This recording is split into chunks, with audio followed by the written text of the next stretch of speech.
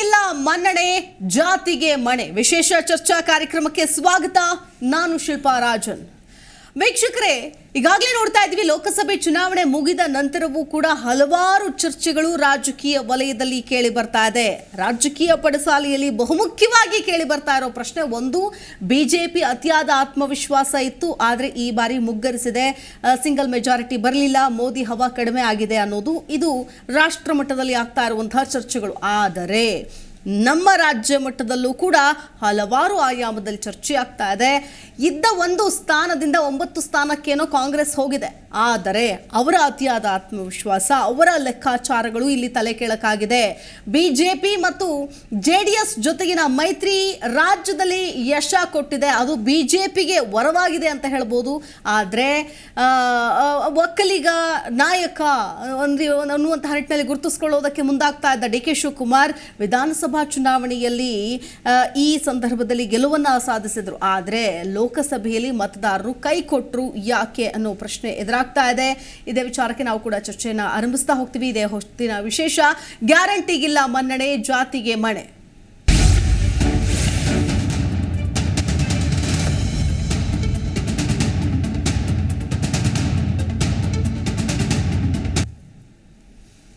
ರಾಜ್ಯದಲ್ಲಿ ಕಾಂಗ್ರೆಸ್ ಗ್ಯಾರಂಟಿ ಕೊಟ್ಟಿದ್ದೀವಿ, ಹೆಣ್ಣುಮಕ್ಕಳು ನಮ್ಮ ಪರವಾಗಿದ್ದಾರೆ, ಸೊ ಹಾಗಾಗಿ ನಾವು ಅತಿ ಹೆಚ್ಚು ಸ್ಥಾನಗಳನ್ನ ತೆಗೆದುಕೊಳ್ತೀವಿ, ಬಿಜೆಪಿಗಿಂತಲೂ ಹೆಚ್ಚು ಸ್ಥಾನಗಳನ್ನ ತೆಗೆದುಕೊಳ್ತೀವಿ ಅಂತ ಬೀಗ್ತಾ ಇದ್ದ ಕಾಂಗ್ರೆಸ್ ಕೇವಲ 1 ಅಂಕಿಗೇನೆ ತೃಪ್ತಿ ಪಟ್ಕೊಳ್ತಾ 2 ಅಂಕಿ ಕೂಡ ದಾಟಲಿಲ್ಲ.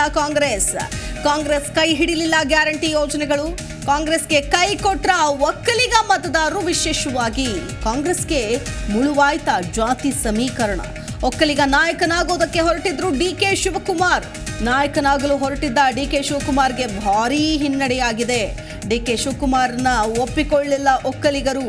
ಬಿಜೆಪಿ ಕೈ ಹಿಡಿದ್ರು ಲಿಂಗಾಯತ ಮತಗಳು ಮತ್ತೆ ಕಮಲ ಪಕ್ಷಕ್ಕೆ ವರವಾಯಿತು JDSನ ಮೈತ್ರಿ ಅನ್ನೋದು. ಯಾಕಂತಂದ್ರೆ ಕಳೆದ ಬಾರಿ ವಿಧಾನಸಭೆ ಚುನಾವಣೆಯನ್ನು ನಾವು ಗಮನಿಸಬೇಕಾಗುತ್ತೆ, ಅದಕ್ಕೆ ಹಿಂದಿನ ಲೋಕಸಭೆ ಕಂಪೇರ್ ಮಾಡೋದಕ್ಕಾಗೋದಿಲ್ಲ. ಟ್ರೆಂಡ್ ಹೇಗಿದೆ, ಸೊ ಯಾವ್ದು ಆಧಾರದ ಮೇಲೆ ನಡೀತಾ ಇತ್ತು ಸದ್ಯಕ್ಕೆ ಅಂತ. ಎಲ್ಲ ಕಡೆಯಲ್ಲೂ ಕೂಡ ಗ್ಯಾರಂಟಿ, ನಾವು 20 ಬರ್ತೀವಿ, 22 ಬರ್ತೀವಿ ಅಂತ ಬೀಗ್ತಾ ಇದ್ರು ಇದೇ ಕಾಂಗ್ರೆಸ್ನ ನಾಯಕರು. ಆದರೆ 2 ಅಂಕಿಯನ್ನ ದಾಟೋದಕ್ಕೂ ಕೂಡ ಸಾಧ್ಯ ಆಗಲಿಲ್ಲ. ಅದರಲ್ಲೂ ವಿಶೇಷವಾಗಿ ಹಳೆ ಮೈಸೂರು ಭಾಗ ಅಂತ ಬಂದಾಗ, ಮೈಸೂರು ಆಗಿರಬಹುದು, ಮಂಡ್ಯ ಆಗಿರಬಹುದು, ಬೆಂಗಳೂರು ಗ್ರಾಮಾಂತರ ಆಗಿರಬಹುದು, ಸೊ ಹೀಗೆ ಈ ಎಲ್ಲ ಭಾಗಗಳಲ್ಲೂ ಕೂಡ JDSನ ಒಂದಷ್ಟು ಸಾಂಪ್ರದಾಯಿಕ ಮತಗಳಿದೆ, ಇನ್ಕ್ಲೂಡಿಂಗ್ ತುಮಕೂರು ಆಗಿರಬಹುದು, ಅದ್ರ ಜೊತೆಗೆ ಕೋಲಾರ ಆಗಿರಬಹುದು. ಈ ಎಲ್ಲ ಸಾಂಪ್ರದಾಯಿಕ JDSನ ಮತಗಳೆಲ್ಲವೂ ಕೂಡ ಮತ್ತೆ ಪುನಃ ಬಿಜೆಪಿಗೆ ಮತ್ತೆ JDSಗೆ ಮತ್ತೆ ವಾಲಿದ್ದಾರೆ. ಸೊ ನಾನು ಪ್ರಶ್ನಾತೀತ ನಾಯಕನಾಗ್ತೀನಿ, ಒಕ್ಕಲಿಗರ ನಾಯಕರಾಗ್ತೀನಿ ಅಂತ ಹೋದಂತಹ DK ಶಿವಕುಮಾರ್ಗೆ ಈ ಮೂಲಕ ಭಾರಿ ಮುಖಭಂಗ ಆದಂತಾಗಿದೆ. ಅಂದರೆ ಒಕ್ಕಲಿಗರೇ ಒಪ್ಕೊಳ್ತಾ ಇಲ್ವಾ DK ಶಿವಕುಮಾರ್ ಅವ್ರನ್ನ, ಇವರು ನಮ್ಮ ನಾಯಕ ಅಂತೇಳಿ ಅನ್ನೋ ಪ್ರಶ್ನೆ ಇದೀಗ ಎದುರಾಗ್ತಾ ಇದೆ. ಎಸ್, ಇದೇ ವಿಚಾರಕ್ಕೆ ಸಂಬಂಧಪಟ್ಟಂತೆ ನಾವು ಕೂಡ ಚರ್ಚೆ ಆರಂಭಿಸ್ತೀವಿ. ನನ್ನ ಜೊತೆಗೆ ಅತಿಥಿಗಳು ಕೂಡ ಜಾಯ್ನ್ ಆಗ್ತಾರೆ. ಮೊದಲನೇದಾಗಿ ನಮ್ಮ ಸ್ಟುಡಿಯೋದಲ್ಲಿ ಡಾಕ್ಟರ್ ತಲಕಾಡು ಚಿಕ್ಕರಂಗೇಗೌಡ ಇದ್ದಾರೆ, ಇತಿಹಾಸ ತಜ್ಞರು. ನಮಸ್ಕಾರ ಸರ್, ಕಾರ್ಯಕ್ರಮಕ್ಕೆ ಸ್ವಾಗತ. ನಮಸ್ಕಾರ. ಏನು ಪದ್ಮಾವತಿ ರವಿ ಇದ್ದಾರೆ, JDS ವಕ್ತಾರೆ. ನಮಸ್ಕಾರ ಮೇಡಮ್, ಕಾರ್ಯಕ್ರಮಕ್ಕೆ ಸ್ವಾಗತ. ಪ್ರೊಫೆಸರ್ ಚಂಬಿ ಪುರಾಣಿಕ್ ಸರ್ ಇದ್ದಾರೆ, ರಾಜಕೀಯ ವಿಶ್ಲೇಷಕರು. ಸರ್, ನಿಮಗೂ ನಮಸ್ಕಾರ, ಕಾರ್ಯಕ್ರಮಕ್ಕೆ ಸ್ವಾಗತ. ನಮಸ್ಕಾರ. Okay, fine. ನಾನು ಚಿಕ್ಕರಂಗೇಗೌಡರನ್ನೇ ಮಾತಾಡಿಸ್ಕೊಂಡು ಬರ್ತೀನಿ ಮುಂದಕ್ಕೆ. ಸರ್, ಈಗ ನೋಡ್ತಾ ಇದ್ದೀವಿ, ಇಡೀ ಒಂದು ಸಮೀಕರಣ ಏನು ಮಾಡಿದ್ರು ಇವರು, ಜಾತಿ ಸಮೀಕರಣ, ಗ್ಯಾರಂಟಿ ಲೆಕ್ಕಾಚಾರ, ಮಹಿಳೆಯರ ಮತಗಳು ಬರುತ್ತೆ, ಅದ್ರ ಜೊತೆಗೆ ಒಕ್ಕಲಿಗರ ಮತಗಳಂತೂ ನಮಗೇ ಬರುತ್ತೆ, ಲಿಂಗಾಯತ ಮತಗಳು ಕೂಡ ನಮ್ಮ ಕಡೆ ತಿರುಗಿಬಿಟ್ಟಿದೆ, ಹೀಗೆ ಅನೇಕ ಲೆಕ್ಕಾಚಾರ ಹಾಕಿತ್ತು ಕಾಂಗ್ರೆಸ್. ಆದರೆ ಕಂಪ್ಲೀಟ್ ಆಗಿ ಮುಗ್ಗರಿಸುತ್ತೆ ಹಳೆ ಮೈಸೂರು ಭಾಗ, ವಿಶೇಷವಾಗಿ ಉತ್ತರ ಕರ್ನಾಟಕದಲ್ಲಿ ಹಿಡಿತ ಸಾಧಿಸುವಲ್ಲಿ ಯಶಸ್ವಿ ಆಗ್ತಾರೆ ಖರ್ಗೆ ಅಂಡ್ ಫ್ಯಾಮಿಲಿ. ಆದರೆ ಅದೇ DK ಶಿವಕುಮಾರ್ ಅವರು ನಾನು ಮುಂದಿನ CM ಆಗ್ತೀನಿ ಅಂತ ತಮಗೆ ತಾವೇ ಘೋಷಣೆ ಮಾಡ್ಕೊಳ್ತಾ ಇದ್ದಂತಹ ಸಂದರ್ಭದಲ್ಲಿ ಇದು ಒಂದು ನಿರ್ಣಾಯಕ ಪಾತ್ರ ಆಗಿತ್ತು ಈ ಎಲೆಕ್ಷನ್, ಎಸ್ಪೆಷಲಿ DK ಶಿವಕುಮಾರ್ ಅವರ ಪಾಲಿಗೆ. ಆದರೆ ಕಂಪ್ಲೀಟ್ ಆಗಿ ಇವರನ್ನ ಜನ, ಅದರಲ್ಲೂ ಒಕ್ಕಲಿಗರು ರಿಜೆಕ್ಟ್ ಮಾಡಿದ್ದಾರೆ ಅನ್ನೋದು ಈ ರಿಸಲ್ಟ್ ಮೂಲಕ ಗೊತ್ತಾಗ್ತಿದೆ. ಏನು ಹೇಳ್ತೀರಿ ಮೊದಲನೇದಾಗಿ? ಈಗ ಬಂದಿರೋ ಚುನಾವಣೆ ಅಂಕಿಅಂಶಗಳನ್ನು ತಗೊಳ್ಳೋದಾದರೆ, ಸ್ಪಷ್ಟವಾಗಿ ಒಕ್ಕಲಿಗರಲ್ಲಿರುವಂಥ ಜಾತ್ಯತೀತ ಧೋರಣೆಯನ್ನು ನಾವು ಎದ್ದು ಕಾಣ್ತೇವೆ. ಅದು ಮೊದಲನೇ ಉದಾಹರಣೆ. ತಮ್ಮದೇ ಜನಾಂಗದ ಅಭ್ಯರ್ಥಿಗಳು ತುಮಕೂರಿನಲ್ಲಿ ಮತ್ತು ಮೈಸೂರಿನಲ್ಲಿ ಇದ್ದರೂ ಕೂಡ ಒಕ್ಕಲಿಗರು ತಮ್ಮ ಜನಾಂಗದ ಅಭ್ಯರ್ಥಿಯನ್ನು ಗೆಲ್ಸಕ್ಕೆ ಹೋಗಿಲ್ಲ. ಬೇರೆ ಜನಾಂಗದ ಅಭ್ಯರ್ಥಿಗಳನ್ನು ಗೆಲ್ಲಿಸುವ ಮೂಲಕ ನಾವು ನಿಜವಾಗಿಯೂ ಜಾತ್ಯತೀತರು ಅನ್ನೋದನ್ನು ತೋರಿಸ್ಕೊಂಡಿದ್ದಾರೆ. ಎರಡನೇದು, ಒಕ್ಕಲಿಗರಲ್ಲಿ ಒಕ್ಕಲಿಗ ವ್ಯಕ್ತಿ ಏನಾದರೂ ಒಂದು ತಪ್ಪು ಮಾಡಿದ್ರೆ ಅವನಿಗೆ ಶಿಕ್ಷೆ ಕೊಡದೆ ಬಿಡೋದಿಲ್ಲ, ಖಂಡಿತ ಅವನಿಗೆ ಶಿಕ್ಷೆ ಕೊಡ್ತಾರೆ. ಅದು ಹಾಸನಲ್ಲಿ ಗೊತ್ತಾಗಿದೆ. ಒಬ್ಬ ಒಕ್ಕಲಿಗ ಜನಾಂಗದವನಾಗಿ ಮಾಡಬಾರ್ದ ತಪ್ಪನ್ನು ಕಾನೂನು ಪ್ರಕಾರ ಅದನ್ನು ನಿರ್ಧಾರ ಆಗಬೇಕಾಗಿದೆ. ಮಾಡಿದಂಥ ವ್ಯಕ್ತಿಗೆ ಏನು ಶಿಕ್ಷೆಯನ್ನು ಕೊಡಬೇಕೋ ಆ ಶಿಕ್ಷೆಯನ್ನು ತಾತನ ಮುಖನೂ ನೋಡಿಲ್ಲ, ಚಿಕ್ಕಪ್ಪನ ಮುಖನೂ ನೋಡಿಲ್ಲ, ಯಾರ ಮುಖನೂ ನೋಡಿಲ್ಲ, ಸರಿಯಾಗಿ ಬರೆ ಹಾಕಿದ್ದಾರೆ. ಇನ್ನೊಂದು, ಬೆಂಗಳೂರು ಗ್ರಾಮಾಂತರದಲ್ಲಿ ಜನಾಂಗದ ಮಠವನ್ನು ಸ್ವಲ್ಪ ಕೇವಲವಾಗಿ ಕಂಡ್ರು ಡಿ ಕೆ ಶಿವಕುಮಾರು. ಆ ಸ್ವಾಮೀಜಿಗಳೇನು ಹೋಗಿ ಬಂದವ್ರಿಗೆಲ್ಲ ಬೂದಿ ಕೊಡ್ತಾರೆ ಅಂತ ಹೇಳ್ಬಿಟ್ರು. ಈ ಬೂದಿ ಅನ್ನೋದು ಇದೆಯಲ್ಲ, ಭಾಳ ಕೇವಲವಾದಂಥ ಪದ ಬಳಸ್ಬಿಟ್ರು. ಅದು ಬೂದಿ ಅಲ್ಲ, ಅದು ಭಸ್ಮ ಅಂತ ಕರಿತೀವಿ, ಶಿವನ ಪ್ರಸಾದ ಅಂತ ಕರಿತೀವಿ. ಪ್ರತಿಯೊಬ್ಬ ಒಕ್ಕಲಿಗ ಅಥವಾ ಎಲ್ಲ ಹಿಂದೂಗಳಿರ್ಬೋದು ಅಥವಾ ಯಾರೇ ಇರ್ಬೋದು, ಎಲ್ಲರೂ ಗೌರವಿಸುವಂಥ ಒಂದು ಸಂಕೇತ ಅದು. ಹೇಳಿದ್ದಕ್ಕೆ ಒಕ್ಕಲಿಗರು ಸಹಿಸ್ಕೊಳ್ಳಲಿಲ್ಲ. ಇಲ್ಲ, ಇದು ಸ್ವಲ್ಪ ದುರಾಂಕಾರದ ಮಾತು ಅಂಥೇಳಿ ಅವ್ರಿಗೂ ಬುದ್ಧಿ ಕಲಿಸಿದ್ರು. ಅಂದರೆ ಜನತಾದಳಕ್ಕೂ ಬುದ್ಧಿ ಕಲಿಸಿದ್ರು, ಕಾಂಗ್ರೆಸ್ಗೂ ಬುದ್ಧಿ ಕಲಿಸಿದ್ರು, BJPಗೂ ಬುದ್ಧಿ ಕಲಿಸಿದ್ದಾರೆ. ಇಲ್ಲಿ ನಮಗೆ ಮೇಲ್ನೋಟಕ್ಕೆ BJP ಪರ ವಾಲಿದ್ದಾರೆ ಅಂತ ಗೊತ್ತಾಗುತ್ತೆ. ಕೆಲವರು ವಿಶ್ಲೇಷಣೆ ಮಾಡ್ತಿದ್ದಾರೆ, ಏನಕ್ಕೆ ವಾಲಿದ್ರು? ಅಲ್ಲಿ ಕೆಲವು ಕಾನ್ಸ್ಟಿಟ್ಯೂನ್ಸಿಗಳಲ್ಲಿರುವಂಥ ಅಭ್ಯರ್ಥಿಗಳನ್ನು ನೋಡಿದ್ರೆ, ವಿಶೇಷವಾಗಿ ಕಾಂಗ್ರೆಸ್ ಹಾಕದಂಥ ಕ್ಯಾಂಡಿಡೇಟ್ಗಳು ನೋಡಿದ್ರೆ, ಆ ಒಕ್ಕಲಿಗರು ಯಾರೂ ಕೂಡ ಒಕ್ಕಲಿಗರ ಜೊತೆ ಬೆರೆತಂಥ ವ್ಯಕ್ತಿಗಳಲ್ಲ. ಕೆಲವರು ದೇವಲೋಕದಿಂದ ಇಳಿದು ಬಂದಂಥ ಅಭ್ಯರ್ಥಿಗಳು, ಇನ್ನು ಕೆಲವರು ಒಕ್ಕಲಿಗರ ಬಗ್ಗೆ ಏನೂ ಗೊತ್ತಿಲ್ಲದೆ ಇರೋ ಅಂಥವ್ರು. ಇವನ್ನೆಲ್ಲ ನಿಲ್ಲಿಸ್ಬಿಟ್ಟು ನೀವು ನಮ್ಗೆ ಓಟ್ ಹಾಕಿ ಅಂದರೆ ಯಾರಾಗ್ತಾರೆ? ಜನಗಳ ಜೊತೆ ಬೆರಿಬೇಕು. ಅವ್ರು ಎಷ್ಟೇ ದೊಡ್ಡ ವ್ಯಕ್ತಿ ಆಗಿರಲಿ, ಎಷ್ಟೇ ವಿದ್ಯಾವಂತ ಆಗಿರಲಿ, ಏನೇ ಬುದ್ಧಿವಂತ ಆಗಿರಲಿ, ಅವನು ಅಂತಾರಾಷ್ಟ್ರೀಯ ಮಟ್ಟದಲ್ಲಿ ಏನೇ ಕೆಲಸ ಮಾಡಿರಲಿ, ವಿದೇಶದ ವಿಶ್ವವಿದ್ಯಾಲಯಗಳಲ್ಲಿ ಓದಿರಲಿ, ಒಕ್ಕಲಿಗ ಅಲ್ಟಿಮೇಟ್ಲಿ ಕೇಳೋದೇನೋ, ನನ್ನ ಸಮಸ್ಯೆಗೆ ನೀನು ಸ್ಪಂದನೆ ಮಾಡಿದ್ದೀಯಾ? ಈಗ ಒಕ್ಕಲಿಗರು ಮೂರು ಪ್ರಮುಖವಾದಂಥ ಸಮಸ್ಯೆಗಳನ್ನ ಎದುರಿಸ್ತಾ ಇದ್ದಾರೆ. ಒಂದು, ಅವರು ಬೆಳೆದಂಥ ಬೆಳೆಗೆ ಸರಿಯಾದಂಥ ಬೆಲೆ ಇಲ್ಲ. ಎರಡನೇದು, ಜಾತಿ ಸಮೀಕ್ಷೆ ಹೆಸರಿನಲ್ಲಿ ಅವ್ರ ಮೇಲೆ ಶೋಷಣೆ ಆಗಿದೆ. ಮೂರನೇದು, ಭಾಳ ಮುಖ್ಯವಾದದ್ದು, ಯಾರೂ ಕೂಡ ಇದ್ರ ಬಗ್ಗೆ ಗಮನ ಹರಿಸಿಲ್ಲ. ಕಾಂಗ್ರೆಸ್ ಪಕ್ಷ ಹೇಳುತ್ತಲ್ಲ, ನಾವು ಗ್ಯಾರಂಟಿಗಳನ್ನು ಕೊಟ್ಟಿದ್ದೀವಿ, ಉಚಿತ ಭಾಗ್ಯಗಳನ್ನು ಕೊಟ್ಟಿದ್ದೀವಿ ಅಂತೇಳಿ, ಅದರಿಂದ ಒಕ್ಕಲಿಗರಿಗೆ ಎಷ್ಟು ಲಾಭ ಆಗಿದೆ ಅಂತ ಯಾರಾದರೂ ಸಂಶೋಧನೆ ಮಾಡಿದಾರಾ? ಅದನ್ನು ಯಾರಾದರೂ ವಿವರವಾಗಿ ತಿಳ್ಕೊಂಡಿದ್ದಾರಾ? ಈಗ ಸರ್ಕಾರದಿಂದ ಸೌಲಭ್ಯಗಳು ಬರ್ತಾ ಇದೆ, ಅದ್ರ ಬಗ್ಗೆ ಏನು ಚಕಾರ ಇಲ್ಲ. ಆದರೆ ಒಕ್ಕಲಿಗರಿಗೆ ಎಷ್ಟು ರೀಚ್ ಆಗ್ತಾ ಇದೆ, ಅದರಿಂದ ಅವರು ಎಷ್ಟು ಲಾಭವನ್ನು ಪಡ್ಕೊಂಡಿದ್ದಾರೆ, ಇದ್ರ ಬಗ್ಗೆನೂ ಚಿಂತನೆ ಮಾಡಬೇಕು. ಸೊ ಹೀಗೆ ಹಲವಾರು ವಿಷಯಗಳು ಒಕ್ಕಲಿಗರ ಬಗ್ಗೆ ನಾಯಕತ್ವ ಅನ್ನೋದು ಎಲ್ಲೂ ಕಾಣ್ತಾ ಇಲ್ಲ. ಈ ಸಮಸ್ಯೆಗೆ ಪರಿಹಾರವನ್ನು ಇವ್ರು ಯಾರು ಕೊಡ್ತಾ ಇಲ್ಲ. ಮಾತಾಡ್ತೀನಿ. ಚಂಪಿ ಪುರಾಣಿಕ್ ಸರ್, ಇದ್ದಿದ್ದು ಒಂದೇ ಸ್ಥಾನ, ಅದು DK ಸುರೇಶ್, ಅದು ಕೂಡ ಬೆಂಗಳೂರು ಗ್ರಾಮಾಂತರ, ಅಲ್ಲೂ ಅತಿ ಹೆಚ್ಚು JDS ಮತಗಳಿದ್ದಿದ್ದರಿಂದ DK ಸುರೇಶ್ ಅವರು ಗೆಲ್ಲೋದಕ್ಕೆ ಕಾರಣ ಆಯಿತು. ಅದು ಮೈತ್ರಿ ಇತ್ತು ಅನ್ನೋ ಕಾರಣಕ್ಕೆ. ಆದರೆ ಅದು ನಾನು ಅನ್ನುವಂಥ ಒಂದು ವಿಚಾರ ಬಂದುಬಿಟ್ಟಾಗ ಇಲ್ಲಿ ಕನಕಪುರದ ಬಂಡೆ ಅಂತಾನೆ ಹೆಸರುವಾಸಿಯಾಗಿದ್ದಂತಹ DK ಶಿವಕುಮಾರ್, ನಮ್ಮನ್ನು ಬಿಟ್ಟರೆ ಯಾರೂ ಇಲ್ಲ, DK ಬ್ರದರ್ಸ್ನ ಬಿಟ್ಟರೆ ಯಾರೂ ಇಲ್ಲ, ಸೊ ಈ ಚುನಾವಣೆ ನಿರ್ಣಾಯಕ, ಇಲ್ಲಿ ಗೆದ್ದು ಬೀಗ್ತೀವಿ, ಅತಿ ಹೆಚ್ಚು ಸ್ಥಾನ ತೆಗೆದುಕೊಳ್ತೀವಿ, ಆಬ್ವಿಯಸ್ಲಿ ಮುಂದಿನ ದಿನಗಳಲ್ಲಿ CM ಗಾದಿಗೆ ಏರೋದಕ್ಕೂ ಕೂಡ ಆಕಾಂಕ್ಷೆಯನ್ನು ವ್ಯಕ್ತಪಡಿಸಿದ್ರು. ಬಟ್ ಅದು ಈಗಲೂ ಇದೆ. ಬಟ್ ಆದರೆ ಈಗಿನ ಒಂದು ಲೆಕ್ಕಾಚಾರ ನೋಡ್ತಾ ಇದ್ರೆ ಏನಾಗುತ್ತೋ ಗೊತ್ತಿಲ್ಲ. ಆದರೆ JDS ಇಂದ ಹೊರಗೆ ಬಂದ ಮೇಲೆ ಇದನ್ನ ತುಂಬ ಲೈಟರ್ ವೇಯಲ್ಲಿ ತಗೊಂಡು ಬಿಟ್ರ ಅಂತ. ಯಾಕಂತಂದ್ರೆ ವಿಧಾನಸಭೆ ಚುನಾವಣೆಯ ಪರಿಣಾಮ ಇನ್ನೂ ಇದೆ ಜನರ ಮೇಲೆ, ಅದೇ ಎಫೆಕ್ಟ್ ಮೇಲೆ ನಮ್ಮನ್ನು ಆರಿಸಿ ಗಳಿಸ್ತಾರೆ. ಸೊ JDS ಇರ್ಲಿ ಬಿಡ್ಲಿ ನಮಗೆ ಲೆಕ್ಕಕ್ಕಿಲ್ಲ ಅನ್ನೋದನ್ನ, ಅದರಲ್ಲೂ ಡಾಕ್ಟರ್ ಮಂಜುನಾಥ್ ಅವರನ್ನ ತುಂಬ ಲೈಟರ್ ವೇಯಲ್ಲಿ ತಗೊಂಡ್ರ ಕಾಂಗ್ರೆಸ್ ಅಂತ ಕೂಡ ಅನ್ಸುತ್ತೆ. ಏನು ಹೇಳ್ತೀರಿ ಸರ್? ನಿಜ. ನಾನು ಮೊದಲಿಗೆ ನಮ್ಮ ಚಿಕ್ಕರಂಗೇಗೌಡರು ಅವರು ಹೇಳ್ತಕ್ಕಂಥ ಮಾತಿನಲ್ಲಿ ನಮಗೆ ಅನೇಕ ಡಿಬೇಟ್ಗಳಲ್ಲಿ, ಚರ್ಚೆಗಳಲ್ಲಿ ನಾನು ಭಾಗವಹಿಸಿದ್ದೇನೆ ಸುಮಾರು ವರ್ಷಗಳಿಂದ.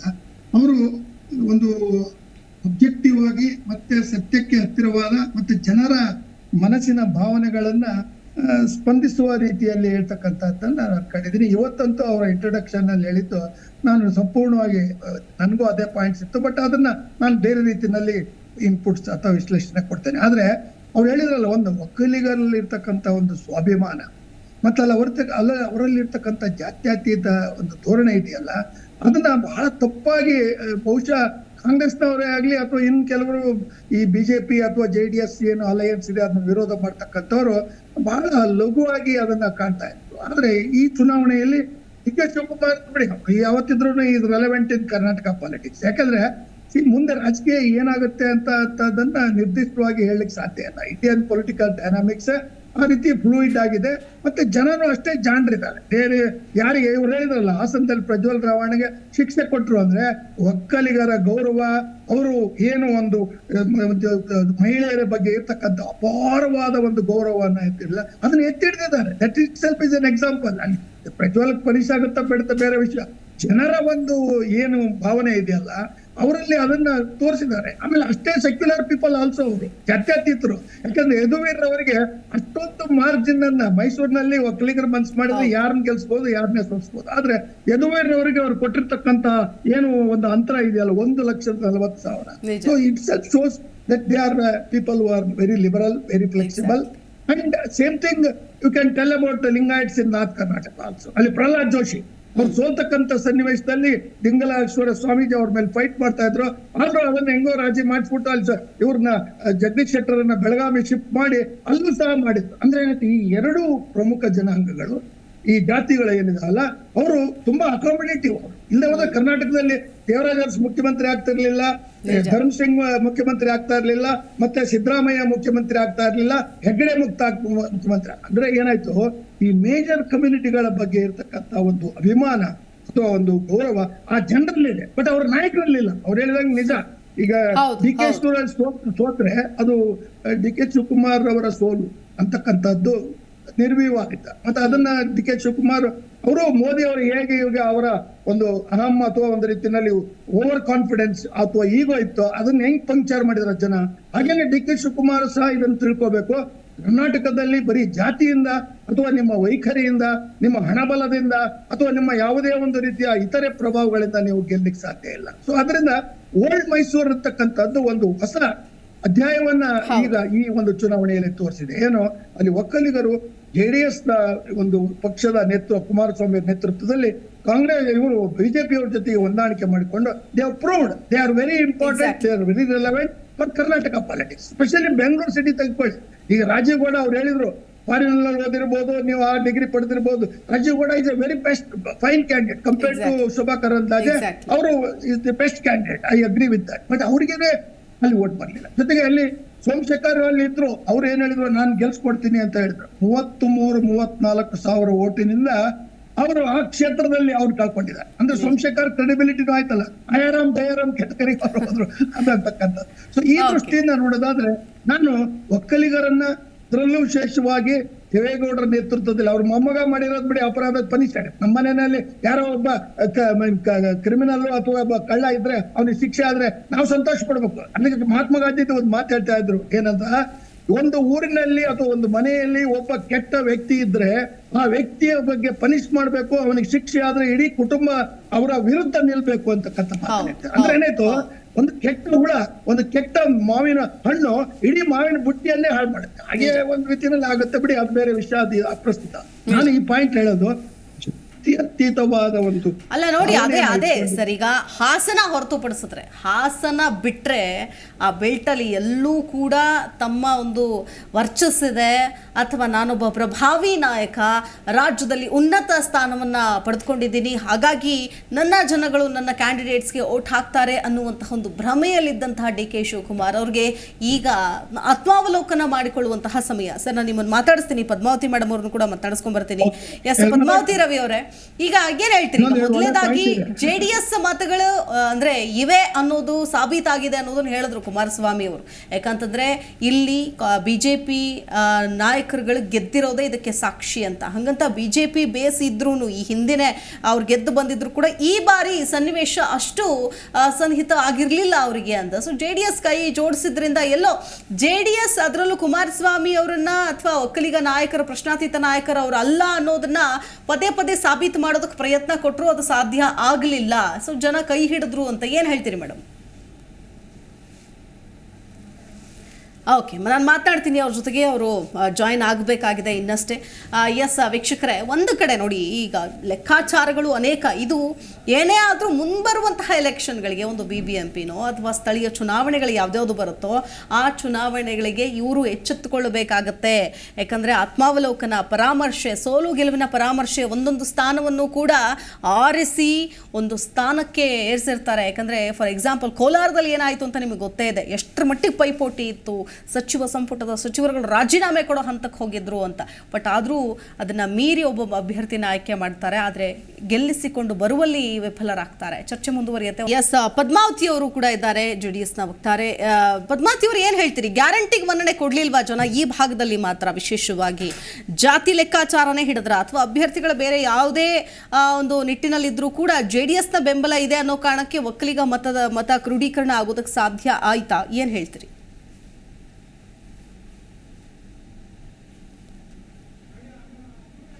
ಅನ್ಮ್ಯೂಟ್ ಮಾಡಿ ಮಾತಾಡಿ ಮೇಡಮ್, ಮ್ಯೂಟ್ ಆಗಿದೆ ವಾಯ್ಸ್. ಕೇಳಿಸ್ತಾ ಇದೆಯಾ? ಹೇಳಿ ಮೇಡಮ್, ಕಂಟಿನ್ಯೂ ಮಾಡಿ. ನಮ್ಮ ಹಳೆ ಮೈಸೂರು ಭಾಗದಲ್ಲಿ ಈ ಸರಿ ಏನ್ ನಮ್ಮ ಅಭ್ಯರ್ಥಿಗಳು ಮೈತ್ರಿ ಅಭ್ಯರ್ಥಿಗಳು ಗೆದ್ದಿದ್ದಾರೆ, ಅದೆಲ್ಲವೂ ಕೂಡ ನಮ್ಮ ಕುಮಾರಣ್ಣ ದೇವೇಗೌಡರ ವರ್ಚಸ್ಸಿಂದನೇ ಹೊರತು ಬೇರೆ ಯಾವುದೇ ಒಂದು ಕಾರಣನೂ ಇಲ್ಲ. ಈ ಏನ್ ಒಕ್ಕಲಿಗ ಸಮುದಾಯನ ಬೇರ್ಪಡಿಸ್ಬೇಕು, ಇಬ್ಬಾಗ ಮಾಡ್ಬೇಕು ಅಂತ ಹೇಳಿ ಹೊರಟಿದ್ರು, ಅದು ಅವರಿಗೆ ಕೆಲಸ ಮಾಡಲಿಲ್ಲ.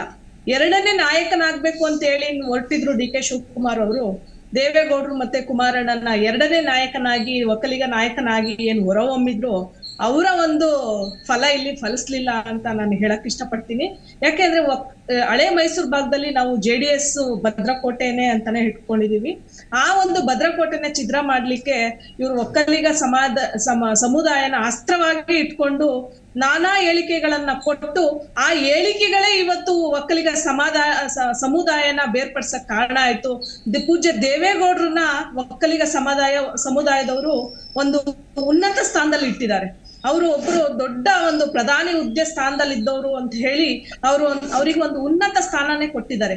ಆ ಒಂದು ಸ್ಥಾನನ ಇವರು ಅವಮಾನಿಸಿದಕ್ಕೆ, ಅಂದ್ರೆ ಅವ್ರನ್ನ ಒಬ್ಬ ನಾಯಕನಾಗಿ ಬಿಂಬಿಸ್ತಾ ಇದ್ದಿದ್ದಕ್ಕೆ, ಒಕ್ಕಲಿಗ ನಾಯಕನ ನಾನೇ ಮುಂದೆ ಸೆಕೆಂಡ್ ಲೀಡರ್ ಆಗಿ ಮಾಡ್ಬೇಕು ಅನ್ನೋದನ್ನ ಜನ ಈ ಬಾರಿ ಈ ಮತಗಳನ್ನ ನೋಡ್ತಾ ಇದ್ರೆ, ಈ ಒಂದು ಜಯನ ನೋಡ್ತಾ ಇದ್ರೆ ಮತ ಅವ್ರನ್ನ ಕೈ ಹಿಡಿಲಿಲ್ಲ. ಗ್ಯಾರಂಟಿನೂ ಕೂಡ ಇಲ್ಲಿ ಕೈ ಹಿಡಿಲಿಲ್ಲ. ಇಲ್ಲಿ ಏನಾಗಿತ್ತು, ಕುಮಾರಣ್ಣ ಮುಂದೆ ಒಂದು ದೊಡ್ಡ ನಾಯಕನಾಗಿ, ಒಕ್ಕಲಿಗ ನಾಯಕನಾಗೂ ಬೆಳಿಬೇಕು ಅನ್ನೋ ಒಂದು ಆಶೀರ್ವಾದನ ಈ ನಮ್ಮ ಹಳೆ ಮೈಸೂರು ಭಾಗದಲ್ಲಿ ಕೊಟ್ಟಿದ್ದಾರೆ ಜನಗಳು. ಓಕೆ ಮೇಡಮ್, ಮಾತಾಡ್ತೀವಿ. ಕುಮಾರಸ್ವಾಮಿ ಅವರು ಅಂದರೆ ಕಳೆದ ವಿಧಾನಸಭಾ ಚುನಾವಣೆಯಲ್ಲಿ ಸ್ವಲ್ಪ ಒಕ್ಕಲಿಗ ಮತದಾರರೇ ಕೈ ಬಿಟ್ಟಿದ್ರು, ಸೊ ಕೈ ಹಿಡಿದಿರಲಿಲ್ಲ. ಅತಿ ಕಡಿಮೆ ಸಂಖ್ಯೆಯಲ್ಲಿ ಅವರು ಗಳಿಸಿದಂತಹ ಮತಗಳು, ಅಥವಾ ಮಗನನ್ನು ಗೆಲ್ಲಿಸ್ಕೊಂಡು ಬರೋದಕ್ಕೆ ಶತಪ್ರಯತ್ನವನ್ನು ಕೂಡ ಮಾಡಿದ್ರು, ಜನ ಮನ್ನಣೆ ಕೊಟ್ಟಿರಲಿಲ್ಲ. ಅದು ಲೋಕಸಭೆಗಾಗಿರ್ಬೋದು, ಕಳೆದ ಬಾರಿ ವಿಧಾನಸಭೆ ಸನ್ನಿವೇಶಗಳು ಏನೇ ಇರ್ಬೋದು. ಬಟ್ ಆದರೆ ಈ ಬಾರಿ ಅತಿ ಹೆಚ್ಚು ಲೀಡಲ್ಲಿ ಗೆಲ್ಲಿಸಿದ್ದಾರೆ ಅನ್ನೋದು. ಬಟ್ ಮತ್ತೊಮ್ಮೆ ಹೌದು, ಇವರು ನಮ್ಮ ನಾಯಕ ಅನ್ನೋದನ್ನು ಒಪ್ಕೊಂಡಿದ್ದಾರಾ, ಅಥವಾ ಯಾವ ಅಂಶಗಳು ಕೈ ಹಿಡಿತು ಅಂತ? ನೋಡಿ, ಇಲ್ಲಿ ಒಂದು ಪ್ರಸಿದ್ಧವಾದಂಥ ಗಾದೆ ಮಾತಿದೆ, ಅಕ್ಕ ನಮ್ಮವಳಾದರೂ ಭಾವ ನಮ್ಮವನಲ್ಲ. ಹಾಗೆ ನಾನು ಅಣ್ಣ ನಮ್ಮವನಾದರೂ ಅತ್ತಿಗೆ ನಮ್ಮವಳಲ್ಲ. ಕುಮಾರಣ್ಣ ನಮ್ಮವನು, ಕುಮಾರಣ್ಣನ ಮಗನಿಗೂ ನನಗೆ ಏನು ಸಂಬಂಧ? ಕುಮಾರಣ್ಣ ನನ್ನ ಕಷ್ಟ ಸುಖಗಳಿಗೆ ಸ್ಪಂದಿಸಿದ್ದಾರೆ, ಕುಮಾರಣ್ಣನ ಮಗ ಎಲ್ಲಿ ಸ್ಪಂದಿಸಿದ್ದಾರೆ? ಇದು ಬಹಳ ಮುಖ್ಯವಾಗಿ ಬರುತ್ತೆ. ಇನ್ನು ಕುಮಾರಣ್ಣ ಅವ್ರ ಮಗ ರಾಜಕೀಯದಲ್ಲಿ ಪಳಗಬೇಕು, ಜನಾಂಗದಲ್ಲಿ ಬೆರಿಬೇಕು, ಜನಾಂಗದ ಸಮಸ್ಯೆಗಳನ್ನ ಕೈಗೆತ್ಕೋಬೇಕು, ಹೋರಾಟ ಮಾಡಬೇಕು. ನನ್ನ ತಾತ ಪ್ರೈಮ್ ಮಿನಿಸ್ಟ್ರು, ನಮ್ಮಪ್ಪ ಮುಖ್ಯಮಂತ್ರಿ ಆಗಿದ್ದ ಅಂತ ಹೇಳಿದ್ರೆ ಜನ ಇದು ಮಾಡಲ್ಲ. ನೀನು ನನಗೇನು ಮಾಡಿದ್ಯಾ? ಈಗ ಕುಮಾರಣ್ಣನ ವರ್ತನೆ ಇದೆಯಲ್ಲ, ಕುಮಾರಣ್ಣ ಸಾಮಾನ್ಯ ಜನರಿಗೆ ಎಲ್ರಿಗೂ ಸಹಾಯ, ಅದು ಬೇರೆ ವಿಚಾರ. ಅವರು ಸಹಾಯ ಮಾಡ್ತಾರೋ ಬಿಡ್ತಾರೋ, ಆ ತನ್ನ ಬಾಡಿ ಲ್ಯಾಂಗ್ವೇಜ್ ಇದೆಯಲ್ಲ ಅವ್ರದ್ದು, ಆ ಬಾಡಿ ಲ್ಯಾಂಗ್ವೇಜ್ ನೋಡ್ತಿದ್ದಾಗೆ ಒಂದಂತೂ ಹೇಳ್ಬೋದು, ದ್ವೇಷ ಮಾಡೋಕ್ಕೆ ಯಾರಿಗೂ ಮನಸ್ಸು ಬರಲ್ಲ. ಅತಿಯಾಗಿ ಪ್ರೀತಿ ಮಾಡಲಿಲ್ಲ ಅಂದ್ರೂ ಅಥವಾ ಪ್ರೀತಿ ಮಾಡಿದ್ರೂ ದ್ವೇಷ ಅಂತೂ ಮಾಡೋಕ್ಕೆ ಹೋಗಲ್ಲ. ಪ್ರತಿಯೊಬ್ಬರನ್ನೂ ನಯ ವಿನಯದಿಂದ ಮಾತಾಡಿಸ್ತಾರೆ, ಎಷ್ಟೇ ಏನೇ ಇದ್ರೂ ಕೋಪ ಮಾಡ್ಕೊಳ್ಳಲ್ಲ. ಆ ವರ್ತನೆ ಸಾರ್ವಜನಿಕ ವಲಯದಲ್ಲಿ ಬಹಳ ಮುಖ್ಯ.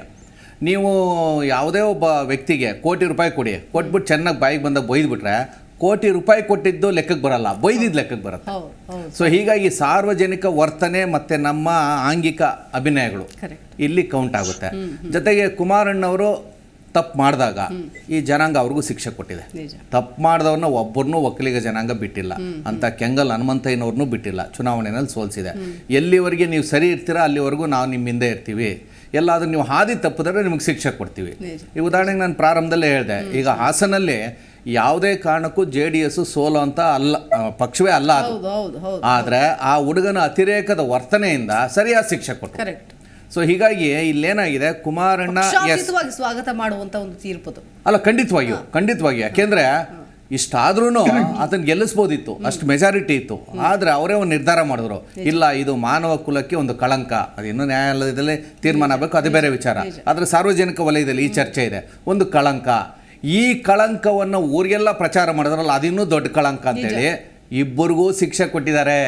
ನೋಡಿ, ಮನೆಗಳಲ್ಲಿ ತಂದೆ ಏನು ಮಾಡ್ತಾರೆ ಗೊತ್ತಾ, ಇಬ್ಬರು ಮಕ್ಕಳು, ಎರಡು ಕಣ್ಣಿದ್ದಾಗೆ, ಈ ಮಗುನೂ ಹಾಗೆ ಆ ಮಗುನೂ ಹಾಗೆ, ಇಬ್ಬರು ಜಗಳ ಆದಾಗ ತಂದೆಗೆ ಗೊತ್ತಾಗಲ್ಲ ಯಾರು ತಪ್ಪು ಮಾಡಿದ್ದಾರೆ ಅಂತ. ಆಗ ಸಾಧಾರಣವಾಗಿ ತಂದೆ ಏನು ಮಾಡ್ತಾರೆ ಗೊತ್ತಾ, ಇಬ್ಬರಿಗೂ ಒಂದೊಂದು ಬಿಗಿತಾರೆ, ಇಬ್ಬರಿಗೂ ಒಂದೊಂದು ಒದೆ ಕೊಡ್ತಾರೆ, ಸುಮ್ಮನೆ ಇರ್ತಿರೋ ಇಲ್ವೋ ಅಂತ. ಈ ಸಾರಿ ಒಕ್ಕಲಿಗರು ಇಬ್ಬರಿಗೂ ಸರಿಯಾಗಿ ಬುದ್ಧಿ ಕಲಿಸಿದ್ದಾರೆ. ನೀನು ತಪ್ಪು ಮಾಡಿದೆ ರೆಕಾರ್ಡಿಂಗ್ ಮಾಡಿ ನಿನ್ನ ತಪ್ಪು, ನೀ ಪ್ರಚಾರ ಮಾಡಿದೆ ನಿಂದು ತಪ್ಪು, ಇಬ್ಬರು ಶಿಕ್ಷೆ ಅನುಭವಿಸಿ ಅಂತೇಳಿ ಶಿಕ್ಷೆ ಕೊಟ್ಟಿದ್ದಾರೆ. ಇದು ಸಾಮಾಜಿಕವಾಗಿ ಒಕ್ಕಲಿಗರಲ್ಲಿರುವಂಥ ಒಂದು ಪ್ರಬುದ್ಧತೆ.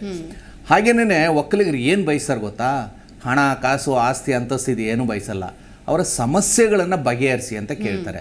ಇಲ್ಲಿ ಸಮಸ್ಯೆಗಳನ್ನು ಯಾರು ಬಗೆಹರಿಸಬೇಕು, ಈ ರಾಜಕೀಯ ಪಕ್ಷದ ವ್ಯಕ್ತಿಗಳು ಬಗೆಹರಿಸಬೇಕು. ಜೊತೆಗೆ ಈ ಪಕ್ಷಗಳಲ್ಲಿ ಅದು JDS ಇರ್ಬೋದು, BJP ಇರ್ಬೋದು, ಕಾಂಗ್ರೆಸ್ ಇರ್ಬೋದು, ಸಾಂಸ್ಕೃತಿಕ ವಲಯದ ವ್ಯಕ್ತಿಗಳನ್ನು ಯಾರು ಗೌರವಿಸ್ತಾರೆ ಅವರಿಗೆ ಹೆಚ್ಚು ಬೆಲೆ ಸಿಗುತ್ತೆ. ಆ ಕೆಲಸವನ್ನು ದೇವೇಗೌಡರು ಭಾಳ ಹಿಂದಿನಿಂದ ಮಾಡ್ಕೊಂಡ್ಬಂದರು. ದೇವೇಗೌಡರು ಮುಖ್ಯಮಂತ್ರಿ ಆಗಿದ್ದಾಗ ನಾನು ಸ್ವತಃ ಇದನ್ನು ನೋಡ್ರೋ ಅಂಥದ್ದನ್ನು ನಿಮ್ಮ ಮುಂದೆ ಹೇಳ್ತೇನೆ. ಒಬ್ಬರು ವೆಂಕಟಪ್ಪ ಅಂತ KS ರಿಟೈರ್ಡ್ ಆಫೀಸರು, ಅವ್ರನ್ನ ಕರೆದು ಅವ್ರಿಗೊಂದು ಕಚೇರಿ ಕೊಟ್ಬಿಟ್ಟು ದೇವೇಗೌಡರು ಮುಖ್ಯಮಂತ್ರಿ ಆದಾಗ ಅವ್ರಿಗೊಂದು ಕಿವಿ ಮಾತು ಹೇಳಿದ್ರು, ಒಕ್ಕಲಿಗರು ಯಾರೇ ಬಂದರೂ ನನ್ನ ಮುಂದೆ ಕಳಿಸ್ಬೇಡಿ, ಅವ್ರ ಸಮಸ್ಯೆ ಏನಿದೆ ನೀವು ಬಗೆಹರಿಸಿ.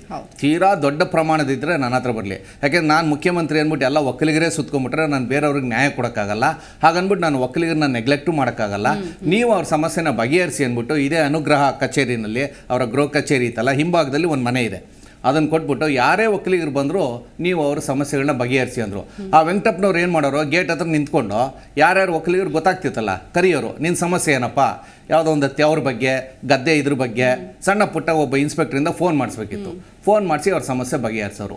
ಈ ತಂತ್ರವನ್ನು ದೇವೇಗೌಡರು ಪ್ರಾರಂಭದಿಂದ ಮಾಡ್ಕೊಂಬಂದರು. ಆ ಕಾರಣಕ್ಕೋಸ್ಕರನೇ ಇವತ್ತು ಅವರಿಗೆ 92 ವರ್ಷ ಆದರೂ ಒಕ್ಕಲಿಗರು ದೇವೇಗೌಡರನ್ನ ನಮ್ಮ ಪರಮೋಚ್ಚ ನಾಯಕ, ಅತ್ಯುಚ್ಚ ನಾಯಕ, ಪ್ರಶ್ನಾತೀತ ನಾಯಕ, ನಮ್ಮನ್ನು ರಕ್ಷಣೆ ಮಾಡುವಂಥ ನಾಯಕ ಅಂತ ಇವತ್ತು ನಂಬ್ಕೊಂಬಂದಿದ್ದಾರೆ.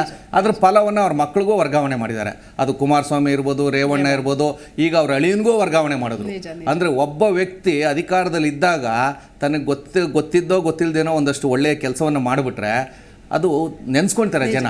ಈ ಕೆಲಸವನ್ನು ನನಗನ್ಸುತ್ತೆ ಕಾಂಗ್ರೆಸ್ಸಿನಲ್ಲಿರುವಂಥ ಯಾವ ಒಕ್ಕಲಿಗ ನಾಯಕರು ಮಾಡ್ತಾ ಇಲ್ಲ.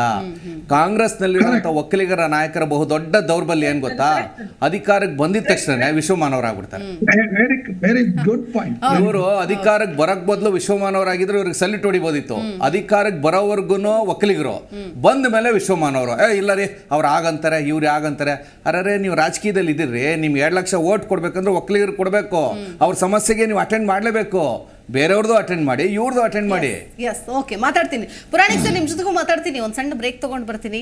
ವೀಕ್ಷಕರೇ ನೋಡಿ, DK ಶಿವಕುಮಾರ್ ಅವರ ಮುಂದಿನ ನಡೆ ಏನು, ಪಕ್ಷದಲ್ಲಿ ಯಾವ ರೀತಿಯಾಗಿರುತ್ತೆ ಅವರ ಸ್ಥಾನಮಾನ, ಅಥವಾ ಇದೊಂಥರ ಎಚ್ಚರಿಕೆ ಕರಗಂಟೆಯಾಗಿ ಪರಿಗಣಿಸ್ತಾರ, ಅಥವಾ DK ಶಿವಕುಮಾರ್ ಅವರು ಅಧ್ಯಕ್ಷ ಸ್ಥಾನಕ್ಕೆ ರಾಜೀನಾಮೆ ಕೊಡ್ತಾರ, ಈ ಥರದ ಸಾಧ್ಯತೆಗಳು ಇದೆ. ಇದ್ರ ಬಗ್ಗೆ ಕೂಡ ಚರ್ಚೆ ಮುಂದುವರಿಯುತ್ತೆ. ನೋಡ್ತಾ ಇದ್ವಿ ಈಗ DK ಶಿವಕುಮಾರ್ ಅವರ ನಡೆ ಏನು, ಮುಂದಿನ ನಡೆ, ಅವರ ನಡೆ ಅನ್ನೋದಕ್ಕಿಂತ ಪಕ್ಷ ಹೇಗೆ ನಡೆಸಿಕೊಳ್ಳುತ್ತೆ ಅನ್ನೋದೇ ಈಗಿರುವಂತಹ ಪ್ರಶ್ನೆ. ಚಂಬಿ ಪುರಾಣಿಕ್ ಸರ್ ಕನೆಕ್ಟ್ ಆಗಿದ್ದಾರೆ ಅಂತ ಅಂದ್ಕೊಳ್ತೀನಿ. ಪುರಾಣಿಕ್ ಸರ್, ಈಗ DK ಶಿವಕುಮಾರ್ಗೆ ಇರುವಂತಹ ಮುಂದಿನ ಆಪರ್ಚುನಿಟೀಸ್ ಅಂದರೆ ಆಪ್ಷನ್ಸ್ ಅಂತ ಬಂದಾಗ, ಅಥವಾ ಪಕ್ಷನೇ ಯಾವ ರೀತಿಯಾಗಿ ನಡೆಸ್ಕೊಳ್ಬಹುದು? ಒಂದು ಅಧ್ಯಕ್ಷ ಸ್ಥಾನ ಕೊಟ್ಟಿದೆ, DCM ಸ್ಥಾನ ಕೊಟ್ಟಿದೆ, ಆಯ್ತಾ, ಉಸ್ತುವಾರಿ ಸಚಿವರಾಗಿದ್ದಾರೆ, ಈ ಥರದ ಇಷ್ಟೆಲ್ಲ ಖಾತೆಗಳನ್ನು ಇಟ್ಕೊಂಡು ಒಬ್ಬ ಪವರ್ಫುಲ್ ನಾಯಕ ಅನ್ಸ್ಕೊಂಡಿದ್ದಾರೆ. ಆದರೆ ತಮ್ಮ ವರ್ಚಸ್ಸಿನಿಂದ, ತಮ್ಮ ವೈಯಕ್ತಿಕ ವರ್ಚಸ್ಸಿನಿಂದ ಗೆದ್ದುಕೊಂಡು ಬರೋದಕ್ಕೆ ವಿಫಲರಾಗಿದ್ದಾರೆ ಅನ್ನೋದಂತೂ ಇದ್ದೇ ಇದೆ. ಬಟ್ ಆದರೆ ಮುಂದಿನ ದಿನಗಳಲ್ಲಿ ಪಕ್ಷ ಹೇಗೆ ಈ ಒಂದು ಹಿನ್ನಡೆಯನ್ನ ಅಥವಾ ಸೋಲನ್ನ ಪರಿಗಣಿಸುತ್ತೆ ಅನ್ನೋ ಪ್ರಶ್ನೆ ಎದುರಾಗುತ್ತೆ. ಪುರಾಣಿಕ್ ಸರ್ ಇನ್ನು ಕನೆಕ್ಟ್ ಆಗಿಲ್ಲ. ಪದ್ಮಾವತಿ ಅವ್ರನ್ನೇ ಕೇಳೋದಾದ್ರೆ, ಮೇಡಮ್ ನೀವೇನು ಹೇಳ್ತೀರಿ? ಅರ್ಥ ಆಗ್ಲಿಲ್ಲ ಮೇಡಮ್. ಈಗ ನಾನು DK ಶಿವಕುಮಾರ್ ಅವ್ರ ಪ್ರಶ್ನೆನ ಪುರಾಣಿಕ್ ಸರ್ಗೆ ಕೇಳ್ತೀನಿ. ಈಗ ನೀವೇ ಹೇಳೋದಾದ್ರೆ, ಸೊ ಈಗ ವಿಧಾನಸಭೆ ಚುನಾವಣೆಯಲ್ಲಿ ಅತಿ ಕಡಿಮೆ ಅಂದ್ರೆ ಒಂದಷ್ಟು ಮತಗಳು ಬಿಟ್ಟು ಹೋಗಿತ್ತು, ಒಕ್ಕಲಿಗ ಮತದಾರರೇ JDSಗೆ ಓಟ್ ಹಾಕಿಲ್ಲ ಅನ್ನೋದಿತ್ತು. ಈಗ ಮತ್ತೆ ಕ್ರೋಢೀಕರಣ ಆಗ್ತಾ ಇದೆ. ಸೊ ಆ ಭಾಗದಲ್ಲಿ ಮತ್ತೆ JDS ವೈಯಕ್ತಿಕವಾಗಿ ಪಕ್ಷವನ್ನ ಬಲಪಡಿಸುವಲ್ಲಿ ಮುಂದಾಗತ್ತಾ ಹೇಗೆ ಅಂತ? ಹೌದು ಮೇಡಮ್, ಈಗ ನಾವು ಯೋಚನೆ ಮಾಡಿ ಹೆಜ್ಜೆ ಇಡುವಂತ ಒಂದು ಸಮಯನೇ ಹೌದು. ಯಾಕೆ ನಮ್ಗೆ ಇದೊಂದು ಪರಿಣಾಮಕಾರಿಯಾದ ಒಂದು ರಿಸಲ್ಟ್ ನಾವು ಏನು ಇವತ್ತು ಮೈತ್ರಿ ಅಭ್ಯರ್ಥಿ ಪಡ್ಕೊಂಡಿದೀವಿ ಅದು ನಾವು ನೋಡ್ತಾ ಇದ್ರೆ ನಮಗೆ ಮುಂದೆ ನಾವು JDS ಪಕ್ಷನ ಅತ್ಯಂತ ಬಲಿಷ್ಠವಾಗಿ ನಾವು ಅಲ್ಲಿ ಸಂಘಟನೆ ಮಾಡ್ಲೇಬೇಕಾಗತ್ತೆ. ಯಾಕಂದ್ರೆ ಆ ಒಂದು ರಾಮನಗರ ಇರ್ಬೋದು, ಕನಕಪುರ ಇರ್ಬೋದು, ಮತ್ತೆ ಮಾಗಡಿ ಇರ್ಬೋದು, ಚನ್ನಪಟ್ಟಣ ಇರ್ಬೋದು, ಆ ಎಲ್ಲಾ ಭಾಗದಲ್ಲೂ ನಾವು JDS ನ ಅತಿ ಹೆಚ್ಚಿನ ಕಾರ್ಯಕರ್ತರನ್ನ ಸಂಘಟನೆ ಮಾಡಿ ಇದೇ ಮೈತ್ರಿ ಧರ್ಮನ ನಾವು ಅನುಸರಿಸ್ಕೊಂಡು ಮತ್ತೆ JDS ನ ಹೆಚ್ಚು ಸಂಘಟನೆಯಲ್ಲಿ ನಾವು ತೊಡ್ಕೋಬೇಕಾಗತ್ತೆ. ಈ ಒಂದು ರಿಸಲ್ಟ್ ನಮ್ಮೆಲ್ಲರಿಗೂ ಒಂದು ಏನ್ ಖುಷಿ ತಂದಿದೆ ಅದು ಶಾಶ್ವತವಾಗಿ ಉಳಿಯುವಂತ ಪ್ರಯತ್ನನ ನಾವು ಮಾಡ್ಲೇಬೇಕಾಗತ್ತೆ. ಅಲ್ಲಿನ ಜನ ಬೇಸತ್ತು, ಅವರ ಒಂದು ಏನ್ ನಾಯಕತ್ವಕ್ಕೆ ಬೇಸತ್ತು ಇವತ್ತೇನು ಅತಿ ಹೆಚ್ಚಿನ ಅಂತರದಿಂದ ಇವತ್ತು ಮೈತ್ರಿ ಅಭ್ಯರ್ಥಿಗೆ ಮತ ಚಲಾಯಿಸಿದರೆ ಆ ಒಂದು ಚಾರ್ಮ್ನ ನಾವು ಕಂಟಿನ್ಯೂ ಮಾಡ್ಕೊಂಡು ಹೋಗ್ತೀವಿ ಅಂತ ನಾನು okay okay okay Puranik sir, DK Shivakumar ಅವ್ರಿಗಿರುವಂತಹ ಮುಂದಿನ ಆಪ್ಷನ್ಸ್ ಪಕ್ಷ ಹೇಗೆಲ್ಲ ಪರಿಗಣಿಸಬಹುದು? ಅಧ್ಯಕ್ಷ ಸ್ಥಾನದಿಂದ ಕೆಳಗಿಳಿಸ್ತಾರೆ ಅಂತ ಹಿಂದೆನೆ ಹೇಳಲಾಗ್ತಾ ಇತ್ತು. ಸೊ ಇದೊಂದು ಎಲೆಕ್ಷನ್ ಮುಗಿಲಿ ಅಂತ ಕಾಯ್ತಾ ಇದ್ರು. ಸೊ ಬದಲಾವಣೆಗಳನ್ನು ನಿರೀಕ್ಷಿಸಬಹುದಾ ಅಂತ?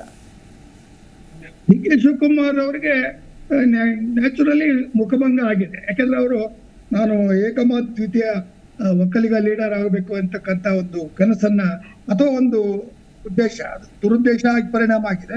ಅದನ್ನ ಇಟ್ಕೊಂಡಿದ್ರು. ಆದ್ರೆ ಚಿಕ್ಕರಂಗೇಗೌಡ ಹೇಳಿದಂಗೆ ದೇವೇಗೌಡರನ್ನ ಯು ಕಾಂಟ್ ರೂಲ್ ಔಟ್. ಅವ್ರು 92 ಅಲ್ಲ 100 ಆದ್ಮೇಲೆ you will be relevant even if is not there. So ಆ ದೃಷ್ಟಿಯಿಂದ ಅವರನ್ನ ಲಘುವಾಗಿ ಪರಿಗಣಿಸಿ ಮತ್ತೆ DK ಶಿವಕುಮಾರ್ ವರ್ಸಸ್ ದೇವೇಗೌಡ ಕುಟುಂಬ ಅನ್ನೋ ರೀತಿಯಲ್ಲಿ ಒಕ್ಕಲಿಗರನ್ನ ಒಡೆಯಲಿಕ್ಕೆ ಅಥವಾ ಅವರನ್ನ ಬಳಸಲಿಕ್ಕೆ ಪ್ರಯತ್ನ ಪಟ್ಟರು ಅಂತಕ್ಕಂಥ ರೀತಿಯಲ್ಲಿ ಎಲ್ರಿಗೂ ಗೊತ್ತಿದೆ. ಜೊತೆಗೆ ಅವ್ರ ಬ್ರದರ್ ಸೋಲ್ ಇದೆಯಲ್ಲ, ಅವ್ರ ಸೋಲು ಶಿವಕುಮಾರ್ ಅವರ ಸೋಲು, ಅದನ್ನ ಅವ್ರು ಒಪ್ಕೋಬೇಕು. ರಾಜೀನಾಮೆ ಕೊಡಿ ಅಂತ ನಾನು ಹೇಳಲ್ಲ, ಯಾಕಂದ್ರೆ ಅವರು ಬೇಕು. ಕರ್ನಾಟಕದಲ್ಲಿ ಕಾಂಗ್ರೆಸ್ ಬಹುಶಃ ಅಧಿಕಾರದಲ್ಲಿ ಇರ್ಬೇಕಾದ್ರೆ ಮತ್ತೆ ಅಧಿಕಾರವನ್ನ ಕಳ್ಕೊಳ್ಳೋದಾದ್ರೆ ಅದು DK ಶಿವಕುಮಾರ್ ಅವರ ಒಂದು ನೆಲೆ ಅಥವಾ ಅವ್ರ ನಿಲುವಿನ ಮೇಲೆ ನಿಂತಿದೆ. ಅದರಿಂದ ಅವರ ರಾಜೀನಾಮೆಯನ್ನು ಅವರಾಗೆ ಅವರು ಕಾಂಗ್ರೆಸ್ ಅಧ್ಯಕ್ಷ ಸ್ಥಾನಕ್ಕೆ ಕೊಡ್ತೀನಿ ಅಂತಕ್ಕಂಥ ಸೂಚನೆಯನ್ನ ಚುನಾವಣೆಗೆ ಮುಂಚೆ ಹೇಳಿದ್ರು. ಈಗ ಕೊಟ್ಟರು. ಅವರು ಮುಖ್ಯಮಂತ್ರಿ ಹುದ್ದೆಗೆ ಕಾಂಪಿಟೇಟರ್. ಆ ದೃಷ್ಟಿಯಿಂದ ಎಲ್ಲೇ ಆಗ್ಲಿ ಸಿದ್ದರಾಮಯ್ಯನವರು ಮೊದಲಿನ ಸಿದ್ದರಾಮಯ್ಯ ಅಲ್ಲ. ಜೊತೆಗೆ ಅವ್ರಿಗೂ ಸಹ ಮುಖಭಂಗ ಮತ್ತೆ ದೊಡ್ಡ ಸೆಟ್ ಬ್ಯಾಕ್ ಆಗಿದೆ ಮೈಸೂರಲ್ಲಿ. ಕಾರಣ ಯದುವೀರ್ ಅವರು ಗೆದ್ದಿದ್ದಾರೆ, ಅಲ್ಲಿ ಸಿದ್ದರಾಮಯ್ಯನವರು ಸೋತಿದ್ದಾರೆ. ಅಂದ್ರೆ actually it was versus Siddaramaiah versus Yaduveer. ಇನ್ನು ಮೂರನೇ ಪಾಯಿಂಟ್ ಏನಂದ್ರೆ, ಒಕ್ಕಲಿಗರಿಗೆ ಅವಮಾನ ಮಾಡುವ ರೀತಿಯಲ್ಲಿ ಮಾತನಾಡಿದ ಈಶ್ವರ್ ಏನು ಅವರು ಸುಧಾಕರ್ ವಿರುದ್ಧ ಮಾತಾಡಿದ್ರು, ಆ ಒಂದು ಮಾತಿನಲ್ಲಿ ಒಕ್ಕಲಿಗರ ಸ್ವಾಭಿಮಾನವನ್ನ ಅವರು ಎಚ್ಚರದಿಂದ ಅವ್ರನ್ನ ಪ್ರತಿಭಟಿಸುವ ರೀತಿಯಲ್ಲಿ ಮಾಡಿದ್ರು. ಅವನು ಒಂದು ಸಿಂಗಲ್ ಓಟಿಂದ ಗೆಲ್ಲಿ ನಾನು ತಲೆ ಬಳಸ್ಕೊತೀನಿ ಅಂತ ಒಂದು ಬಾಲಿಶವಾದ ಹೇಳ್ತೀನಿ. ಇದು ಮಾಡಿದ್ರು. ಇನ್ನು ಮೂರನೇದು ಶೋಭಾ ಕರಂದ್ಲಾಜೆ ಅವರನ್ನ ಗೋ ಬ್ಯಾಕ್ ಅಂತಕ್ಕಂಥ ಪ್ರದರ್ಶನ ಮಾಡಿದ್ರು. ಈ 3 ಕ್ಷೇತ್ರದಲ್ಲಿ ಇವರು ಒಕ್ಕಲಿಗರ ಸಹಾಯವಿಲ್ಲದೆ, ಇಬ್ರು ಒಕ್ಕಲಿಗರೇ, ಆದ್ರೆ ಒಕ್ಕಲಿಗರ ಸಹಾಯವಿಲ್ಲದೆ ಅವ್ರು ಗೆಲ್ತಕ್ ಸಾಧ್ಯ ಇಲ್ಲ. ಆಮೇಲೆ ಮಾರ್ಜಿನ್ ನೋಡಿ ಎಷ್ಟು ಮಾರ್ಜಿನ್ ಇದೆ. ಆ ಮಾರ್ಜಿನ್ ನೋಡಿದ್ರೆ ನಿಮಗೆ ಅನ್ಸುತ್ತೆ ಅಲ್ಲಿ ಪ್ರಜ್ವಲ್ ರೇವಣ್ಣನ್ ಮಾರ್ಜಿನ್ ಬಹಳ ಕಡಿಮೆ ಇದೆ, 42,000. ಅದೇನು ಬಹಳ ಬೇಜಾರಾಗಿ ಅವ್ರು ಕೊಟ್ಟಿರ್ತಕ್ಕಂಥ ತೀರ್ಪು ದೇವೇಗೌಡರ ವಿರುದ್ಧ ಅಲ್ಲ, ಪ್ರಜ್ವಲ್ ಮಾಡಿರ್ತಕ್ಕಂಥ ಪರಿಶ್ರಮ. ಅಂದ್ರೆ ಸಾರ್ವಜನಿಕ ಪಬ್ಲಿಕ್ ಒಪಿನಿಯನ್ ಇದೆಯಲ್ಲ, ಅದು ಕೋರ್ಟ್ಗಿಂತ ಬಹಳ ಪವಿತ್ರವಾದದ್ದು, ಮಹತ್ತರವಾದದ್ದು. ಈ ದೃಷ್ಟಿಯಿಂದ ನಿಮ್ಮ ಈ ಚರ್ಚೆಯಲ್ಲಿ ಈ ಒಕ್ಕಲಿಗರ ಒಂದು ಸ್ವಾಭಿಮಾನವನ್ನ ಎತ್ತಿ ಹಿಡಿಯುವ ಮತ್ತು ಕರ್ನಾಟಕ ರಾಜಕೀಯದಲ್ಲಿ, ಅದರಲ್ಲೂ ದಕ್ಷಿಣ ಕರ್ನಾಟಕದಲ್ಲಿ ಅವರ ಅನಿವಾರ್ಯತೆ ಮತ್ತು ಅವ್ರು ಇರಲೇಬೇಕಾದಂತ ಸ್ಥಿತಿಯಲ್ಲಿ ಯಾವ ಒಂದು ರಾಜಕೀಯ ಬೆಳವಣಿಗೆ ಆಗ್ತದೆ, ಪ್ರಬುದ್ಧತೆ ಕರ್ನಾಟಕದ ಜನರಿಗೆ ಇಡೀ ರಾಷ್ಟ್ರದಲ್ಲೇ ಹೆಮ್ಮೆ ತರ್ತಕ್ಕಂಥ ಪಾತ್ರವನ್ನ ಒಕ್ಕಲಿಗರು ವಹಿಸಿದ್ದಾರೆ. ಹನುಮಂತಯ್ಯನವರಿಂದ ಹಿಡಿದು ಉಳಿದ ಎಲ್ಲವರು, ದೇವೇಗೌಡ ಪ್ರೈಮ್ ಮಿನಿಸ್ಟರ್, ಯಾರು ಇನ್ನು 10 ವರ್ಷ 20 ವರ್ಷ ಆದ್ರೆ ಯಾರು ದಕ್ಷಿಣದಿಂದ ಪ್ರೈಮ್ ಮಿನಿಸ್ಟರ್ ಆಗ್ತಾರೆ? ಆ ಪುಣ್ಯ, ಆ ಒಂದು ಭಾಗ್ಯ ಕರ್ನಾಟಕ ಜನದ್ದೇ. ಆದ್ರಿಂದ ಒಕ್ಕಲಿಗರನ್ನ ಸರ್ವ ಜನಾಂಗವು, ಎಲ್ಲಾ ಜಾತಿಯವರು ಇನ್ಕ್ಲೂಡಿಂಗ್ ಮುಸ್ಲಿಮ್ಸ್ ಅವ್ರು ಗೌರವಿಸ್ತಕ್ಕಂಥ ವ್ಯಕ್ತಿ. ಅಂತ ಜನಾಂಗಕ್ಕೆ ಅವಮರ್ಯಾದೆ ಮಾಡಬಾರ್ದು, ಅಂತ ಜನಾಂಗಕ್ಕೆ DK ಶಿವಕುಮಾರ್ ಸಹಿತ ದ್ರೋಹ ಮಾಡಬಾರ್ದು ಅಂತಕ್ಕಂಥದ್ದು ನನ್ನ ನಿಜ ನಿಜ ನಿಜ. ಸರ್, ಈಗ DK ಶಿವಕುಮಾರ್ ಅವರು ಮುಂದಿನ ದಿನಗಳಲ್ಲಿ ಮುಖ್ಯಮಂತ್ರಿ ಅಭ್ಯರ್ಥಿ ಅನ್ನೋದು, ಯಾಕಂತಂದ್ರೆ ಮುಖ್ಯಮಂತ್ರಿ ಸ್ಥಾನಕ್ಕೆ ನಾವು ಕಾಂಗ್ರೆಸ್ ಅಧಿಕಾರಕ್ಕೆ ಬಂದಾಗ್ಲೇ ಎಷ್ಟು ಪೈಪೋಟಿ ಇತ್ತು ಸಿದ್ದರಾಮಯ್ಯನವ್ರಿಗೂ DK ಶಿವಕುಮಾರ್ ಅವ್ರಿಗೂ ಅಂತೇಳಿ. ಜೊತೆಗೆ ಅದನ್ನೆಲ್ಲ ನೋಡಿದ್ವಿ. 2-3 ದಿನಗಳ ನಂತರದ ಚರ್ಚೆ, ಹೈಕಮಾಂಡ್ ಮತ್ತೊಂದು ಎಲ್ಲ ಆದಮೇಲೆ ಒಬ್ಬರು CM ಒಬ್ಬರು DCM ಆಗ್ತಾರೆ. ಅದೇನೋ 2.5 ವರ್ಷ ಅನ್ನೋದು ಆಗಿದೆ ಅನ್ನೋದಾಗುತ್ತೆ. ಬಟ್ ಈ ಲೋಕಸಭೆ ಚುನಾವಣೆಯ ರಿಸಲ್ಟ್ ನಂತರದಲ್ಲಿ ಈ ಸಮೀಕರಣ ಸಿದ್ದರಾಮಯ್ಯ ಸಿದ್ದರಾಮಯ್ಯ, ನಂತರದಲ್ಲಿ ಡಿ ಕೆ ಶಿವಕುಮಾರ್, ಅವರ ನಂತರದಲ್ಲಿ ಬೇರೆ ಯಾವ ನಾಯಕರು ಕೂಡ ಬರೋದಕ್ಕಾಗೋದಿಲ್ಲ ಅನ್ನುವಂತಹ ಒಂದು ಮಾತಿತ್ತಲ್ಲ, ಅದೇನಾದರೂ ಬದಲಾಗುತ್ತಾ? ಏನು ಹೇಳ್ತೀವಿ? ಖಂಡಿತ ಬದಲಾಗುತ್ತೆ. ಯಾಕೆಂದರೆ ಇಲ್ಲಿ ಡಿ ಕೆ ಶಿವಕುಮಾರು ಸಿದ್ದರಾಮಯ್ಯ ಇಬ್ಬರ ಜಗಳದ ನಡುವೆ ನಮಗೆ ಗೊತ್ತಿಲ್ಲದೇನೆ ಒಬ್ಬ ಲೀಡ್ರು ಕಲ್ಯಾಣ ಕರ್ನಾಟಕದಲ್ಲಿ ಉದ್ಭವ ಆಗ್ಬಿಟ್ಟಿದ್ದಾರೆ. ಹೌದು ಹೌದು. ಈಗ ನೋಡಿ, ಕಾಂಗ್ರೆಸ್ 9 ಸೀಟ್ ತೊಗೊಂಡಿದೆಯಲ್ಲ, 2 ಒಂದು ಚಾಮರಾಜನಗರ, ಒಂದು ಮೈಸೂರು, ಇದು ಹಾಸನ್ನು, ಹಳೆ ಮೈಸೂರು ಅಲ್ವಾ, ಇನ್ನು 7 ಬಹುತೇಕ ಕಲ್ಯಾಣ ಕರ್ನಾಟಕದಿಂದ ಬಂದಿದೆ. ಅದು ಎಲ್ಲಿಂದ ಬಂತು ಅಂದರೆ ಮಲ್ಲಿಕಾರ್ಜುನ ಖರ್ಗೆ ವರ್ಚಸ್ಸು ಅಂತಲೇ ವಿಶ್ಲೇಷಣೆ ಮಾಡಬೇಕು. ಸೊ ಇವರಿಬ್ಬರ ನಡುವೆ ನಾನಿದ್ದೀನಿ, 0 ಇಂದ 7ಗೆ ಬಂದಿದ್ದೀನಿ ಅನ್ನುವಂಥ ಒಂದು ಮೆಸೇಜನ್ನು ಅವ್ರು ಕೊಟ್ಟಿದ್ದಾರೆ. ಜೊತೆಗೆ ಇಲ್ಲಿ ಡಿ ಕೆ ಶಿವಕುಮಾರ್ ತಿಳ್ಕೊಬೇಕಾಗಿರೋದು, ಇಡೀ BJP ತನ್ನ ವೋಟ್ ಬ್ಯಾಂಕನ್ನು ಕಂಡುಕೊಂಡಿರೋದು ಹಿಂದೂ ಅನ್ನುವಂಥ ವೋಟ್ ಬ್ಯಾಂಕು, ಒಂದು ಫೌಂಡೇಶನ್ನು. ಹಾಗೆಯೇ ಕಾಂಗ್ರೆಸ್ಸು ಕೂಡ ಶೋಷಿತ ವರ್ಗದಿಂದ ತನ್ನ ವೋಟ್ ಬ್ಯಾಂಕನ್ನು ಕಂಡಿಡ್ಕೊಂಡಿದೆ. ಒಬ್ಬ ರಾಜಕಾರಣಿ ನಾನು ಮುಂದೆ ಮುಖ್ಯಮಂತ್ರಿ ಆಗಬೇಕು, ಈ ರಾಜ್ಯದ ಲೀಡರ್ ಆಗಬೇಕು ಅಂತ ಹೇಳ್ಬೇಕಾದ್ರೆ ಅವನು ಒಂದು ಅಡಿಪಾಯವನ್ನು ಭದ್ರಪಡಿಸ್ಕೋಬೇಕು. ಆ ಅಡಿಪಾಯ ಎಲ್ಲಿ ಬರುತ್ತೆ ವೈಯಕ್ತಿಕವಾದಂಥ ರಾಜಕಾರಣಿಗೆ ಅಂದರೆ ಅದು ಜಾತಿಯಿಂದನೇ ಬರೋದು. ಅದನ್ನು ನಾವು ತಿರಸ್ಕರಿಸೋದಕ್ಕಾಗಲ್ಲ. ಇಲ್ಲಿ ಡಿ ಕೆ ಶಿವಕುಮಾರು ನಾಳೆ ನಾನು ಮುಖ್ಯಮಂತ್ರಿ ಆಗಬೇಕು ಅಂದರೆ ಇವರ ಜನಾಂಗದ ಅಡಿಪಾಯವನ್ನು ಭದ್ರಪಡಿಸ್ಕೋಬೇಕು. ಜನಾಂಗದ ಅಡಿಪಾಯವನ್ನು ಭದ್ರಪಡಿಸ್ಕೋಬೇಕು ಅಂದರೆ ಇವ್ರು ಏನು ಮಾಡಬೇಕು, ಜನಾಂಗದ ಎಲ್ಲರ ಜೊತೆ ಬೆರಿಬೇಕು, ಎಲ್ಲರನ್ನ ವಿಶ್ವಾಸಕ್ಕೆ ತಗೋಬೇಕು. ವಿಶೇಷವಾಗಿ ಮಠ ಈಗ ಅದನ್ನು ಬೇರೆ ದೃಷ್ಟಿಯಲ್ಲಿ ಪ್ರಗತಿಪರರು ವಿಶ್ಲೇಷಣೆ ಮಾಡೋದೇ ಬೇರೆ. ಆದರೆ ರಾಜಕೀಯ ಅಂತ ಬಂದಾಗ ಕೆಲವೊಂದು ಸಿದ್ಧ ಮಾದರಿಗಳಿರ್ತವೆ, ಅದನ್ನು ಒಪ್ಕೊಳ್ಳೇಬೇಕು ನಾವು. ನೀವು ಮಠದ ಬಗ್ಗೆ ಗೌರವವನ್ನು ಬೆಳೆಸ್ಕೋಬೇಕು, ಸಂಪರ್ಕ ಇಟ್ಕೋಬೇಕು. ಇಲ್ಲಿ ಸರ್ಕಾರಕ್ಕೂ ಮತ್ತು ಇದು ಜನಾಂಗಕ್ಕೂ ಮಧ್ಯದಲ್ಲಿ ಒಂದು ಸಂಪರ್ಕ ಅಂತಿದೆ. ಆ ಸಂಪರ್ಕ ಸೇತುವೆ ಯಾರು? ಅದು ಸಾಹಿತಿಗಳಿರ್ಬೋದು, ಕಲಾವಿದರಿರ್ಬೋದು, ಬುದ್ಧಿಜೀವಿಗಳಿರ್ಬೋದು, ಸಮಾಜ ಸೇವಕರಿರ್ಬೋದು, ಈ ಥರದವರ ನಡುವೆ ಒಂದು ಸಂಪರ್ಕ ಸಂವಹನ ಏರ್ಪಡಿಸ್ಕೋಬೇಕು. ಅದು ಇವರು ಫೇಲ್ಯೂರ್ ಆಗಿದ್ದಾರೆ. ಸೊ ಅದ್ರ ಬಗ್ಗೆ ಇವ್ರು ಗಮನ ಹರಿಸ್ಬೇಕು. ಆಮೇಲೆ ಇವತ್ತೇನೋ BJPಗೆ ದಳದ ಜನ ಎಲ್ಲ ಓಟ್ ಹಾಕಿದ್ದಾರೆ ಅಥವಾ ಒಕ್ಕಲಿಗರೆಲ್ಲ ದಳ ಮತ್ತು BJP ಅಲಯನ್ಸ್ಗೆ ಹಾಕಿದ್ದಾರೆ ಅಂದ್ಬಿಟ್ಟು BJP ಏನಾದರೂ ಮೈ ಮರ್ತಾರೆ, ನಾಳೆ ಅವ್ರಿಗೂ ಬುದ್ಧಿ ಕಲಿಸ್ತಾರೆ. ಇಲ್ಲಿ ನಾನು ಒಂದು ವೈಯಕ್ತಿಕವಾದಂಥ ಕೇಸನ್ನು ಹೇಳಲೇಬೇಕು. ಒಕ್ಕಲಿಗ ಜನಾಂಗಕ್ಕೆ ಒಕ್ಕಲಿಗ ಅಭಿವೃದ್ಧಿ ಪ್ರಾಧಿಕಾರ ಅಂತ ಹೇಳಿ ಯಡಿಯೂರಪ್ಪನವ್ರು ಕೊಟ್ಟರು. ಹೇಗೆ ಬಂತು ಅದು? ಆದಿಚುಂಚನಗಿರಿ ಶ್ರೀಗಳು ಏನು ಮಾಡಿದರು, ನಿರ್ಮಲಾನಂದನಾಥರು ಒಬ್ಬ ಸಾಮಾನ್ಯ BJPಯ ಕಾರ್ಯಕರ್ತನ ಮೂಲಕ ಆ ಪ್ರಾಧಿಕಾರ ಒಕ್ಕಲಿಗರಿಗೆ ಸಿಗೋಂಗೆ ಮಾಡಿದ್ರು. ನಂತರದ ದಿನಗಳಲ್ಲಿ ಆ ಪ್ರಾಧಿಕಾರ ಬಂತು, ಒಕ್ಕಲಿಗರಿಗೆ ಲಾಭ ಆಗಿದೆಯೋ ಬಿಟ್ಟಿದೆ ದಟ್ ಇಸ್ ಸೆಕೆಂಡ್ರಿ. ಆದರೆ ಜನಾಂಗಕ್ಕೆ ಒಂದು ಪ್ರಾಧಿಕಾರ ಅಂತೂ ಬಂತು. ಆ ತಂದಂಥ ಸಾಮಾನ್ಯ ಕಾರ್ಯಕರ್ತನನ್ನು BJP ಗುರುತಿಸ್ಬೇಕಿತ್ತು. ಆದರೆ BJP ಎಲ್ಲಿ ಎಡುವುದು? ಆ ತಂದಂಥ ವ್ಯಕ್ತಿ ಅಂದರೆ ಆ B ಫಾರಮನ್ನು ರಾಜಾನುಕುಂಟೆ ಕೊಡೋ ಬದಲು ಚಿಕ್ಕಮಗಳೂರಿಗೆ ಕೊಟ್ಬಿಟ್ರು. ಅಂದರೆ ಇಲ್ಲಿ BJPನಲ್ಲೂ ಕೂಡ ದುಡ್ದವ್ನಿಗೆ ಏನೂ ಸಿಗ್ತಾ ಇಲ್ಲ, ದುಡಿದಾರವ್ನಿಗೆ ಏನೋ ಸಿಗ್ತಾ ಇದೆ. ಇದು ಏನು ಮೆಸೇಜನ್ನು ಕೊಡುತ್ತೆ ಅಂದರೆ ನಾಳೆ ದಿನ ನೀವು ದುಡ್ದವನ್ನ ಗುರುತಿಸ್ಲಿಲ್ಲ ಅಂದರೆ ಇವತ್ತೇ ಹಾಗೆ ಕಾಂಗ್ರೆಸ್ಗೆ ಬುದ್ಧಿ ಕಲಿಸಿದ್ರು, ಒಕ್ಕಲಿಗರು ಅದೇ ಥರ ನಿಮಗೂ ಬುದ್ಧಿ ಕಲಿಸ್ತಾರೆ. ಹೀಗಾಗಿ ನೀವು ಎಚ್ಚರಿಕೆಯಿಂದ ಇರಿ. ಮತ್ತು ಏನೂ ಪಡ್ಕೊಳ್ದೇನೆ ಈಗ ನನಗೆ ನಷ್ಟ ಆಗಿದೆ ಅಂತಾರಲ್ಲ, ಮುಂದಾದರೂ ನೀವು ಕಾಂಗ್ರೆಸ್ನವರು ಒಕ್ಕಲಿಗರ ಪರವಾದಂಥ ಕೆಲಸಗಳನ್ನು ಮಾಡಿ. ಒಕ್ಕಲಿಗರು ವಿಶೇಷವಾಗಿ ಏನನ್ನು ಕೇಳಲ್ಲ, ಅವ್ರು ಕೇಳೋದು ಕಾನೂನು ಸಂವಿಧಾನಾತ್ಮಕವಾಗಿ ಏನು ಬೇಕೋ ಆ ಹಕ್ಕುಗಳನ್ನು ಕೇಳ್ತಾರೆ, ಅದನ್ನು ನೀವು ಕೊಡಬೇಕು. ಉದಾಹರಣೆಗೆ ಈಗ ಜಾತಿ ಸಮೀಕ್ಷೆ ಆಯಿತು, ಜಾತಿ ಸಮೀಕ್ಷೆನಲ್ಲಿ ಒಕ್ಕಲಿಗರ ಪ್ರತಿನಿಧಿ ಯಾಕಿಲ್ಲ? ಈ ಪ್ರಶ್ನೆಗೆ ಯಾರು ಉತ್ತರ ಕೊಡ್ತಾ ಇಲ್ಲ. ಎಲ್ಲರೂ ಕೂಡ ಇದನ್ನು ಹಾದಿ ತಪ್ಪಿಸ್ತಾ ಇದ್ದಾರೆ. ಈಗ ನೀವು ಜಾತಿ ಸಮೀಕ್ಷೆ ಅಂತ ಮಾಡಬೇಕಾದ್ರೆ ಎಲ್ಲ ಜಾತಿಯ ಸದಸ್ಯರು ಅಲ್ಲಿ ಇರಬೇಕಿತ್ತು. ಒಂದೇ ವರ್ಗದ ವ್ಯಕ್ತಿಗಳನ್ನು ಅಲ್ಲಿ ಸದಸ್ಯರನ್ನಾಗಿ ಮಾಡ್ಕೊಂಡು ನೀವು ಒಕ್ಕಲಿಗರ ಸಮೀಕ್ಷೆ ಮಾಡಕ್ಕೆ ಹೋದರೆ ಅರ್ಥ ಏನೋ, ನೀವು ಅಲ್ಲಿ ತುಳಿಬೇಕು ಅಂತ ಹೊರಟಿದ್ದೀರ. ಅಲ್ಲೊಬ್ಬ ಪ್ರತಿನಿಧಿ ಇಟ್ಕೋಬೇಕಿತ್ತು. ಸೊ ಈ ಸಮಸ್ಯೆ ಇದೆ. ಇನ್ನು ಮಾಮೂಲಿ ಅವ್ರದ್ದು ಆರ್ಥಿಕ ಸಾಮಾಜಿಕ ಚಟುವಟಿಕೆಗಳಲ್ಲಿ ಅವ್ರದ್ದು ಸಮಸ್ಯೆಗಳು ಇದ್ದೇ ಇದ್ದಾವೆ. ಅವೆಲ್ಲವನ್ನು ಬಗೆಹರಿಸ್ತೀನಿ ಅಂತೇಳಿ ಡಿ ಕೆ ಶಿವಕುಮಾರ್ ಮುಂದೆ ಬಂದರೆ ಖಂಡಿತವಾಗಿ ಒಕ್ಕಲಿಗರು ಇವತ್ತೇನು ದೇವೇಗೌಡರ ಕುಟುಂಬವನ್ನು ಒಪ್ಕೊಂಡಿದ್ದಾರೋ ಅದೇ ಥರ ಇವ್ರ ಕುಟುಂಬನೂ ಕೂಡ ಒಪ್ಪೋದ್ರಲ್ಲಿ ಸಂಶಯ ಇಲ್ಲ. ಆದರೆ ಆ ಕಾರ್ಯವನ್ನು ಅವ್ರು ಮಾಡಬೇಕು ಅಂದರೆ ಅದಕ್ಕೆ ತಕ್ಕಂಥ ಆಪ್ತ ವಲಯವನ್ನು ಅವರು ರೂಪಿಸ್ಕೋಬೇಕು. ಓಕೆ ಓಕೆ ಎಸ್ ಪದ್ಮಾವತಿ ಅವರೇ, ಈಗ ಗ್ಯಾರಂಟಿ ಮೇಲೆ ಬಹಳಷ್ಟು ನಂಬಿಕೆ ವಿಶ್ವಾಸ ಇತ್ತು. ಸೊ ಈ ಗ್ಯಾರಂಟಿ ಯೋಜನೆ ಬಹಳ ಮತಗಳನ್ನು ಸೆಳೆಯುತ್ತೆ ಕಾಂಗ್ರೆಸ್ಗೆ, ಅದರಲ್ಲೂ ಮಹಿಳಾ ಮತಗಳನ್ನಂತೂ ಸೆಳೆಯುತ್ತೆ, ಯಾರನ್ನು ಸೆಳೆದಿಲ್ಲ ಅಂತಂದ್ರು. ಬಟ್ ಆದರೆ ಇಲ್ಲಿ ಮತ್ತೊಂದು ವರ್ಗ ಇತ್ತು. ಸೊ ಎಲ್ಲಾನು ಮಹಿಳೆಯರಿಗೆ ಕೊಡ್ತಾ ಇದ್ದೀರಿ, ಸೊ ನಮಗೇನೂ ಇಲ್ಲ ಅನ್ನುವಂತಹ ಒಂದು ಗಂಡಸರ ಅಸಮಾಧಾನ ಕೂಡ ಇತ್ತು. ಅದೆಲ್ಲೋ ಇದಕ್ಕೆ ಪರಿಣಾಮ ಬೀರ್ತಾ ಅಥವಾ ಗ್ಯಾರಂಟಿ ಅನ್ನುವಂಥ ವಿಚಾರನೇ ಇಲ್ಲಿ ಗೌಣ ಆಗ್ಬಿಡ್ತಾ ಈ ಎಲೆಕ್ಷನ್ ಅಲ್ಲಿ? ಏನ್ ಹೇಳ್ತೀರಿ ನೀವು ನಿಮ್ಮ ಪ್ರಕಾರ? ಇಲ್ಲ ಮೇಡಮ್, ಇಲ್ಲಿ ಗ್ಯಾರಂಟಿ ಏನು ವರ್ಕ್ ಮಾಡಿಲ್ಲ. ವರ್ಕ್ ಮಾಡಿರೋದು ಏನಿದ್ರು ಇದು ನಾಯಕತ್ವ, ಕುಮಾರಣ್ಣನ ನಾಯಕತ್ವ, ದೇವೇಗೌಡರ ಒಂದು ನಾಯಕತ್ವ, ಅದು ಇಲ್ಲಿ ವರ್ಕೌಟ್ ಆಯ್ತು ಹೊರತು ಗ್ಯಾರಂಟಿ ಏನು ವರ್ಕೌಟ್ ಆಗಿಲ್ಲ. ಗ್ಯಾರಂಟಿಲಿ ಕೆಲವು ನ್ಯೂನತೆಗಳನ್ನ ಜನ ನೋಡುದು. ಇವತ್ತು ನೀವೇ ನೋಡ್ಬೋದು, ಮಾಧ್ಯಮದಲ್ಲೇ ತೋರಿಸ್ತಾ ಇದ್ದೀರಾ, ಬಸ್ ಅಲ್ಲಿ ಸಾಮಾನ್ಯ ಜನ ಓಡಾಡ್ತಾ ಇರೋದನ್ನ ನೋಡಿದ್ರೆ ಭಯ ಆಗತ್ತೆ. ಕೆಲ್ಸಕ್ಕೆ ಹೋಗೋರ್ಗಿರ್ಬೋದು, ಮತ್ತೆ ಬೇರೆ ಎಲ್ಲೋ ಅಪರೂಪಕ್ಕೊಂದಿನ ಬಸ್ಸಲ್ಲಿ ಹೋಗೋರ್ಗೆ ಬಸ್ಸೇ ಬೇಡಪ್ಪ, ನಮಗೆ ಸಾರಿಗೆ ಸಂಸ್ಥೆ ಬಸ್ಸೇ ಬೇಡಪ್ಪ ಅನ್ನೋಷ್ಟು ಬೇಜಾರಾಗುತ್ತಿದೆ. ಅದೊಂದು ಮನ್ಸಲ್ಲಿ ಜನರಿಗೆ ಮನ್ಸಿತ್ತು. ಮತ್ತೆ ಬೆಲೆ ಏರಿಕೆದು ಒಂದು ಮನ್ಸಲ್ಲಿ ಜನಕ್ಕಿತ್ತು.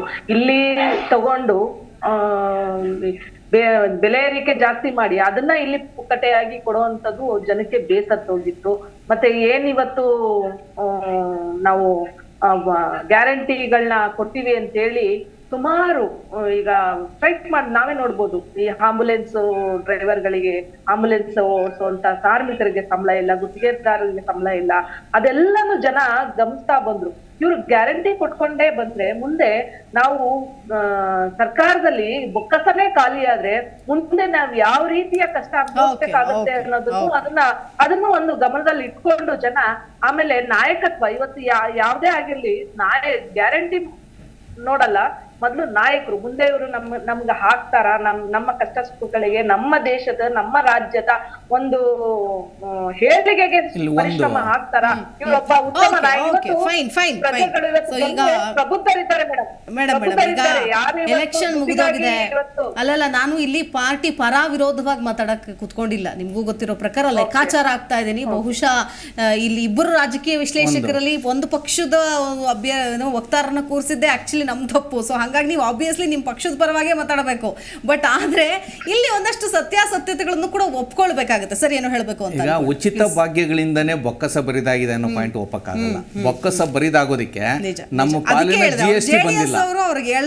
ನಮ್ಮ ಪಾಲಿನ GST ಕೇಂದ್ರದಿಂದ ಬಂದಿದ್ರೆ ಈ ಉಚಿತ ಭಾಗ್ಯಗಳಿಂದ ಬೊಕ್ಕಸ ಖಾಲಿ ಆಗಿದೆ ಅಂತ ಹೇಳಕ್ ಬರ್ತಿರ್ಲಿಲ್ಲ.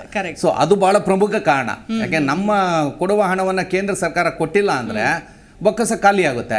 ಆಮೇಲೆ ಏನು ಗ್ಯಾರಂಟಿಗಳೇನು ಅಬ್ಬಬ್ಬ ಅಂದ್ರೆ 50,000 ಕೋಟಿ ರೂಪಾಯಿ, 2 ಲಕ್ಷ ಕೋಟಿ ರೂಪಾಯಿ ಬಡ್ಜೆಟಲ್ಲಿ ಇದೇನು ದೊಡ್ಡ ವಿಷಯ ಅಲ್ಲ. ಆದ್ರೂ ಗ್ಯಾರಂಟಿಯಿಂದ ಒಕ್ಕಲಿಗರಿಗೆ ಲಾಭ ಆಗಲಿಲ್ಲ ಅಂದ್ರೂ ಸಾಮಾನ್ಯ ಜನರಿಗಂತೂ ಲಾಭ ಆಗ್ತಿದೆ. ಸೊ ಹೀಗಾಗಿ ಗ್ಯಾರಂಟಿಯಿಂದನೇ ಬೊಕ್ಕಸ ಖಾಲಿ ಆಯ್ತು ಅನ್ನೋದು ಏನು ಮೇಡಮ್ ಹೇಳ್ತಿದ್ರೆ ಅದನ್ನು ಒಪ್ಪಕ್ಕಾಗಲ್ಲ. ಕೇಂದ್ರದಿಂದ ನಮ್ದು ಬರೋದು ಬರ್ಲಿ, ನಿಜ ನಿಜ. ನಾವು ಬರ್ಬೇಕಾರೋ ದುಡ್ಡೆಲ್ಲ ಬಂದ್ಬಿಟ್ರೆ ಬೊಕ್ಕಸ ಖಾಲಿ ಆಗುತ್ತೆ. ಮಾತಾಡ್ತೀನಿ ಮೇಡಮ್, ನಿಮ್ ಜೊತೆಗೂ ಮಾತಾಡ್ತೀನಿ. ಪುರಾಣಿಕ್ ಸರ್, ಈಗ ಮತ್ತೊಂದು ಅಂಶ ಏನು ಅಂತಂದ್ರೆ ಲಿಂಗಾಯತ ಮತಗಳು ಕಳೆದ ವಿಧಾನಸಭಾ ಚುನಾವಣೆಯಲ್ಲಿ ಎಲ್ಲೋ ಬಿಜೆಪಿ ಮೇಲೇನೆ ಒಂದಷ್ಟು ಸಾಂಪ್ರದಾಯಿಕ ಮತಗಳನ್ನ ಹೊರತುಪಡಿಸಿದ್ರೆ ಇನ್ನೊಂದಷ್ಟು ಮತಗಳು ಬೇಸರ ವ್ಯಕ್ತಪಡಿಸಿತ್ತು. ನಾಯಕರ ಬದಲಾವಣೆ, ಯಡಿಯೂರಪ್ಪನವ್ರನ್ನ ಇಳಿಸಿದ್ದಾಗಿರಬಹುದು ಅಥವಾ ಬೊಮ್ಮಾಯಿ ಅವ್ರನ್ನ ಒಪ್ಕೊಳ್ಳದೆ ಇರೋದಾಗಿರ್ಬೋದು, ಹೀಗೆ ಅನೇಕ ಫ್ಯಾಕ್ಟರ್ಸ್ ಇತ್ತು. ಬಟ್ ಈಗ ಆ ತಪ್ಪುಗಳನ್ನ ಬಿಜೆಪಿ ಕೂಡ ಸರಿಪಡಿಸ್ಕೊಂಡಿರೋದ್ರಿಂದ ಹೋದಂತಹ ಸಾಂಪ್ರದಾಯಿಕ ಲಿಂಗಾಯತ ಮತಗಳು ಬಿಜೆಪಿ ಕಡೆ ವಾಪಸ್ ಬಂತ ಅನ್ನೋ ಪ್ರಶ್ನೆ. ಇದಕ್ಕೆ ಪೂರ್ವಕವಾಗಿ ಬೊಮ್ಮಾಯಿ ಅವರು ಗೆದ್ದಿದ್ದಾಗಿರ್ಬೋದು, ಅಲ್ಲಿ ಶೆಟ್ಟರ್ ಗೆದ್ದಿದ್ದಾಗಿರಬಹುದು, ಅಥವಾ ಹೀಗೆ ಅನೇಕ ವಿಚಾರಗಳು, ಅಂದ್ರೆ ಒಂದಷ್ಟು ಎಕ್ಸಾಂಪಲ್ಸ್ ಅನ್ನು ಕೂಡ ಈ ಸಂದರ್ಭದಲ್ಲಿ ನಾವು ತೆಗೆದುಕೊಳ್ಬಹುದು ಅಂತ ಅನ್ಸುತ್ತೆ. ಏನ್ ಹೇಳ್ತೀರಿ ಇದಕ್ಕೆ? ನಿಜ, ಏನಂದ್ರೆ ಬಿಜೆಪಿನೂ ಒಂದು ಪಾಠ ಕಲಿಬೇಕು. ಯಾಕೆಂದ್ರೆ ಅವರು ಬರೀ ಲಿಂಗಾಯತರ ಆಧಾರದ ಮೇಲೆ ಅವ್ರ ಚುನಾವಣೆಯಲ್ಲಿ ಮೆಜಾರಿಟಿ ಇರ್ತಾರೆ. ನಿಜ, ಉತ್ತರ ಕರ್ನಾಟಕ, ಸೆಂಟ್ರಲ್ ಕರ್ನಾಟಕದಲ್ಲಿ ಅವರ ಪ್ರಾಬಲ್ಯ ಜಾಸ್ತಿ ಇದೆ. ಮತ್ತೆ ಜಾಮನೂರು ಶಿವಶಂಕರಪ್ಪ ಸೊಸೆ ಕೇವಲ 40,000 ಓಟ್ಗಳ ಅಂತರದಿಂದಾಗಿದ್ದಾರೆ. ಅಂದ್ರೆ ಬಿಜೆಪಿಯ ಪರವಾದ ಅಲೆ ಇದ್ರು ಸಹ ಅವರು ವೈಯಕ್ತಿಕವಾಗಿ ಅವರು ಒಳ್ಳೆ ಕೆಲಸ ಮಾಡಿದ್ದಾರೆ, ಅದರಿಂದ ಆ ಲೇಡಿ ಗೆದ್ದಿದ್ದಾರೆ. ಆಬ್ವಿಯಸ್ಲಿ ಅಲ್ಲೂ ಎರಡು ಲಿಂಗಾಯತ ಧರ್ಮದ ಇಬ್ಬರು ನಾಯಕಿಯರಲ್ಲಿ ಕಂಟೆಸ್ಟ್ ಮಾಡಿದ್ದು ಕೂಡ ಕಾರಣ. ಈಗ ಒಕ್ಕಲಿಗರು ಯಾವ ರೀತಿ ಈ OBCಗಳನ್ನ ಮತ್ತೆ ಮುಸ್ಲಿಮ್ಸ್ ಅವ್ರ ಜೊತೆಗಿದ್ರು, ಆದ್ರೆ ಶಿವಕುಮಾರ್ ಅವರು ಬೇರೆ ಯಾವ್ದೋ ಒಂದು ತಂತ್ರವನ್ನ ಬಳಸಿ ಅವ್ರನ್ನ ಕಾಂಗ್ರೆಸ್ ಕಡೆಗೆ ವಾಲುವಂತ ಮಾಡಿದ್ರು. ಮತ್ತೆ ಅವ್ರು ಮೊದಲಿಂದನೂ ಕಾಂಗ್ರೆಸ್ ಪರನೇ ಇದ್ದಾರೆ. ಅದ್ರ ಪೋಲರೈಸೇಷನ್ ಆದ್ರೆ Muslims 90% will prefer Congress. But JDSಗೆ ಅವರು ಒಂದು ಆಧಾರ ಸ್ತಂಭವಾಗಿತ್ತು. ಬಹುಶಃ ಅವ್ರಿಗೆ ಯಾಕೆ ಹೋದ್ರು ಅಂದ್ರೆ ಇವರು ಬಿಜೆಪಿ ಜೊತೆ ಕೈ ಜೋಡಿಸ್ತಿರುವಂತದ್ದು ಇರಬಹುದು. ಬಟ್ ಅದು it's loss for Muslims, not for JDS. ಯಾಕಂದ್ರೆ ಅವ್ರದ್ದು ಈಗ ಓಟ್ಗಳು ಮೇಕಪ್ ಆಗಿದೆ. ಅದರಿಂದ ನೀವ್ ಹೇಳಿದ ಟೈಟಲ್ ಜಾತಿಯ ವ್ಯವಸ್ಥೆ, ಜಾತೀಕರಣ ಮತ್ತೆ ಈ ಗ್ಯಾರಂಟಿಗಳು ವರ್ಸಸ್ ಗ್ಯಾರಂಟಿ. ನನ್ನ ಪ್ರಕಾರ ಅದು ಅಸೆಂಬ್ಲಿ ಎಲೆಕ್ಷನ್ ಮಾತ್ರ ಸೀಮಿತ. ಕಾರಣ ಅದು ಗ್ಯಾರಂಟಿ ಕೊಟ್ಟಿರೋದು ಅವ್ರಿಗೆ ಗೊತ್ತಿದೆ, ಇದು ಸರ್ಕಾರದ ಹಣ, ಇವ್ರು ಯಾರು ತಮ್ಮ ಸ್ವಂತ ದುಡಿಮೆ ಒಂದು ಪ್ರಭಾವದಿಂದ ಕೊಟ್ಟಿಲ್ಲ ಅಂತಕ್ಕಂಥ ಜನಗಳಿಗೆ ಕಾಮನ್ ಸೆನ್ಸ್ ಇದೆ. ಬಟ್ ಅಡ್ವಾಂಟೇಜ್ ಬಂದ್ರೆ ಬರ್ಲಿ, ಬಿಟ್ರೆ ಏನ್ ನಾವ್ಯಾಕೆ ತಗೋಬಾರ್ದು ಆ ದೃಷ್ಟಿಯಿಂದ ನೋಡೋದಾದ್ರೆ ಉತ್ತರ ಕರ್ನಾಟಕದಲ್ಲಿ ಲಿಂಗಾಯತರ ಪ್ರಾಬಲ್ಯ ಮತ್ತೆ ಅದು ಪುನಶ್ಚೇತನಗೊಳ್ತಾ ಇದೆ. ಅಕ್ಸೆಪ್ಟ್ ಈಗ ನಮ್ಮ ಚಿಕ್ಕರಂಗೇಗೌಡರು ಒಂದು ಮಾತು ಹೇಳಿದ್ರೆ ಅದಕ್ಕೆ ಸ್ವಲ್ಪ ಡಿಫ್ರೆಂಟ್ ಆಗಿ ಹೇಳ್ತೀನಿ. ಏನ್ ಹೇಳಿದ್ರು, DK ಶಿವಕುಮಾರ್ ಮುಖ್ಯಮಂತ್ರಿ ಆಗೋ ಕನಸು ಅದು ಸಾಧ್ಯ ಇಲ್ಲ ಅಂತ. ಇಲ್ಲ, ಸಾಧ್ಯ ಇದೆ. ಕಾರಣ ಏನು, ಅವ್ರಿಗಿರ್ತಕ್ಕಂಥ ಒಬ್ಬ ಪೈಪೋಟಿ ಅಲ್ಲಿರ್ತಕ್ಕಂಥ ಜಾರಕಿಹೊಳಿ, ಏನ್ ಸತೀಶ್ ಜಾರಕಿಹೊಳಿ ಇದಾರಲ್ಲ, ಅವರನ್ನು ನಾವು ಹಿಂದೆ ನಿಮ್ಮ ಚಾನೆಲ್ ಅಲ್ಲೂ ಮತ್ತೆ ಇತರೆ ಚಾನೆಲ್ ಅಲ್ಲಿ ಹೇಳಿದ್ದೆ, ಇವತ್ತೇನಾದ್ರೂ ಚಾಲೆಂಜ್ ಶಿವಕುಮಾರ್ಗಿದ್ರೆ ಸತೀಶ್ ಜಾರಕಿಹೊಳಿ ಇದೆ. ಆದ್ರಿಂದ ಶಿವಕುಮಾರ್ ಅವರು ಪಾಠ ಕಲಿಬೇಕು. ಸರ್ ಒಂದ್ ನಿಮಿಷ, DK ಶಿವಕುಮಾರ್ ಮುಖ್ಯಮಂತ್ರಿ ಆಗೋ ಚಾನ್ಸ್ ಇಲ್ಲ ಅಂತ ಹೇಳಿಲ್ಲ. ಮುಖ್ಯಮಂತ್ರಿ ಆಗ್ಬೇಕು ಅಂದ್ರೆ ತಮ್ಮ ಬುಡವನ್ನ ಭದ್ರಪಡಿಸ್ಕೋಬೇಕು. ಆ ಬುಡ ಯಾವ್ದು ಅಂದ್ರೆ ವೈಯಕ್ತಿಕವಾಗಿ ಒಬ್ಬ ರಾಜಕಾರಣಿಗೆ ಆ ಜನಾಂಗ. ಈ ಮೂಲಕ ನೀವು ಹೇಳಿದ್ರಿ ಕಾಂಪಿಟೇಟರ್ ಇದ್ರೆ ಸತೀಶ್ ಜಾರಕಿಹೊಳಿ ಮತ್ತಷ್ಟು ಸ್ಟ್ರಾಂಗ್ ಆದ್ರಲ್ಲ, ಮಗಳನ್ನ ಗೆಲ್ಸ್ಕೊಂಡು ಬರೋಲಿ ಒಂದೇ. ಅದಕ್ಕೆ ಆ ಪಾಯಿಂಟ್ ಅಲ್ಲಿ ಅಲ್ಲ, ಒಂದ್ ನಿಮಿಷ, ಚಿಕ್ಕರಂಗೇಗೌಡರು ಹೇಳಿರೋ ಪಾಯಿಂಟ್ಗೆ ನಾನು ಕರೆಕ್ಷನ್ ಮಾಡ್ಕೊಂಡೆ. ಏನು ನಾನು ಹೇಳಿದ್ದು ಆಗೋದೇ ಇಲ್ಲ ಅಂತಲ್ಲ, ಶಿವಕುಮಾರ್ ಆಗ್ಬೇಕು. ಯಾಕಂದ್ರೆ ಕಾಂಗ್ರೆಸ್ ನಲ್ಲಿ ಸಿದ್ದರಾಮಯ್ಯನವರು ಆಗ್ಲೇ ಒಂದು ಫುಲ್ ಟರ್ಮ್ ಮಾಡಿದ್ದಾರೆ. ಮತ್ತೆ ಈಗ ಅವರು ತಮ್ಮ ಕ್ಷೇತ್ರದಲ್ಲಿ ಅವ್ರು ಸೋತಿದ್ದಾರೆ, ಅದರಿಂದ ಶಿವಕುಮಾರ್ನ ನಿಮ್ಮ ಬ್ರದರ್ ಸೋತಿದ್ದಾರೆ, ಅದರಿಂದ ನಾವಿಬ್ರು ರಾಜೀನಾಮೆ ಕೊಡೋ ಅಗತ್ಯ ಇಲ್ಲ ಅಂತಕ್ಕಂಥದ್ದನ್ನ ಹೇಳಕ್ಕಾಗಲ್ಲ. ಅವರು ಶಿವಕುಮಾರ್ ಬಿಟ್ಟು ಮೂರನೇ ಪಾಯಿಂಟ್, ಶಿವಕುಮಾರ್ ಯಾಕೆ ಮುಖ್ಯಮಂತ್ರಿ ಆಗೋ ಚಾನ್ಸಸ್ ಜಾಸ್ತಿ ಇದೆ ಈಗ, ನೌ ಆರ್ ನೆವರ್ ಶಿವಕುಮಾರ್. ಯಾಕೆ ಅಂದ್ರೆ ಕೇಂದ್ರದಲ್ಲಿರ್ತಕ್ಕಂಥ ಹೈಕಮಾಂಡ್ ಈಗ ಸ್ಟ್ರಾಂಗ್ ಆಗಿದೆ, ಇನ್ಕ್ಲೂಡಿಂಗ್ ಮಲ್ಲಿಕಾರ್ಜುನ್ ಖರ್ಗೆ. ಅವ್ರು ಏನ್ ಹೇಳಿದ್ರು, ಸಿದ್ದರಾಮಯ್ಯ ಮುಖ್ಯಮಂತ್ರಿ ಆಗ್ಬಾರ್ದು, ಮಲ್ಲಿಕಾರ್ಜುನ್ ಖರ್ಗೆ ಮುಖ್ಯಮಂತ್ರಿ ಆಗಿದ್ರೆ ನಾನು ಒಪ್ತೇನೆ ಅಂತ ಹೇಳಿದ್ರು ಆ ಕಾಲದಲ್ಲಿ. ಅಂದ್ರೆ ಏನಾಯ್ತು, ದೇರ್ ಆರ್ ಲಾಯಲ್ಟಿ ಫ್ಯಾಕ್ಟರ್ಸ್. ಅದರಿಂದ ಶಿವಕುಮಾರ್ ಮುಖ್ಯಮಂತ್ರಿ ಆಗೋದನ್ನ ಸಿದ್ದರಾಮಯ್ಯ ಎಷ್ಟು ಮಾಡಿದ್ರು ತಪ್ಸಕ್ ಸಾಧ್ಯ ಇಲ್ಲ. ಒಂದು ವೇಳೆ ಆತರ ರಾಜಕೀಯದಲ್ಲಿ ಏನ್ ಬೇಕಾದ್ರೆ, ಆದ್ರೆ ಮುಖ್ಯಮಂತ್ರಿ ಆಗುವ ಅವಕಾಶ ಇರ್ತಕ್ಕಂಥ ಸಿದ್ದರಾಮಯ್ಯನವರು ದೇವೇಗೌಡರ ಜೊತೆಗೆ ಒಕ್ಕಲಿಗರ ಒಂದು ವಿಶ್ವಾಸ, ಅವ್ರು ಹೇಳಿದ್ರು, ಚಿಕ್ಕರಂಗೇಗೌಡ ಹೇಳಿದಂಗೆ ಎಲ್ಲರನ್ನೂ ಒಟ್ಟಿಗೆ ಕೊಂಡೊಯ್ತಕ್ಕಂಥದ್ದನ್ನ ಬಹುಶಃ ಮಾಡಿದ್ರೆ ಅವರು ಓಲೈಕೆ ರಾಜಕಾರಣದಿಂದನೇ ನಾನು ಮುಖ್ಯಮಂತ್ರಿ ಆಗ್ತೀನಿ ಅನ್ನೋದಾದ್ರೆ ತಪ್ಪಾಗುತ್ತೆ. ಈ ದೃಷ್ಟಿಯಿಂದ ನಿಮ್ಮ ಟೈಟ್ಲ್ ಏನಿದೆಯಲ್ಲ, ಗ್ಯಾರಂಟಿ ವರ್ಸಸ್ ಜಾತಿ ಸಮೀಕರಣ, ಈ ಜಾತಿ ಸಮೀಕರಣ ಅನ್ನೋದು ಈಗ ಆಗಿದೆ, ಈ 24ರ ಚುನಾವಣೆಯಲ್ಲಿ ಪ್ರೂವ್ ಆಗಿದೆ. ಮತ್ತೆ ಅದು ಮುಂದೆ ಇನ್ನೂ ಸ್ಟೆಬಿಲೈಸ್ ಆಗುತ್ತೆ. ಆ ದೃಷ್ಟಿಯಿಂದ ರಾಜಕಾರಣಿಗಳಾದವರು ತಮ್ಮ ಜಾತಿಯ ಬಡ ಜನರ, ನೊಂದವರ, ನಿರುದ್ಯೋಗದಲ್ಲಿರ್ತಕ್ಕಂಥ ಮತ್ತು ವಿದ್ಯೆಯಿಂದ ವಂಚಿತರಾಗಿರ್ತಕ್ಕಂಥ ಜನರಿಗೆ ಅನುಕೂಲಗಳನ್ನು ಮಾಡ್ತಕ್ಕಂಥ ಕಾರ್ಯಕ್ರಮಗಳನ್ನು ಮಾಡಿ ಅವ್ರು ಹೇಳಿದಾಗೆ ಮುಕ್ತವಾಗಿ ಭ್ರಷ್ಟಾಚಾರ ರಹಿತವಾಗಿ ಬಹುಶಃ ಅವ್ರು ಸ್ಪಂದಿಸಿದ್ರೆ ಮುಖ್ಯಮಂತ್ರಿ ಆಗ್ಲಿಕ್ಕೆ ಕಾಂಗ್ರೆಸ್ ನಲ್ಲಿ ಶಿವಕುಮಾರ್ಗೆ ಈಗಲೇ ಚಾನ್ಸ್. ಈಗ ಬಿಟ್ರೆ ಇನ್ ಮುಂದೆ ಚಾನ್ಸ್ ಇಲ್ಲ. ಯಾಕಂದ್ರೆ ಕುಮಾರಸ್ವಾಮಿ ಆರೋಗ್ಯವಾಗಿದ್ದಾರೆ, ಮತ್ತೆ ಅವ್ರಿಗೆ ಒಳ್ಳೆ ಭವಿಷ್ಯ ಇದೆ. ಮುಂದೆ ಅವರು ಕಿಂಗ್ ಮೇಕರ್ ಅಲ್ಲ, ಕಿಂಗೇ ಆಗ್ತಕ್ಕಂಥ ಸನ್ನಿವೇಶ ಬರ್ಬೋದು. ಆ ದೃಷ್ಟಿಯಿಂದ ಒಂದು ಸಲಹೆ ಶಿವಕುಮಾರ್ ನಿಮ್ಮ ಮಾಧ್ಯಮದ ಪದ್ಮಾವತಿ ಮೇಡಮ್ ಅವ್ರು ನೋಡಿ, ಅಲ್ಲಿ ನೀವು ಕಿಂಗ್ ಅಂತಿದ್ದಂಗೆ ಪದ್ಮಾವತಿ ಮೇಡಮ್ ಅವ್ರಿಗೆ ಖುಷಿ ಆಗೋಯ್ತು.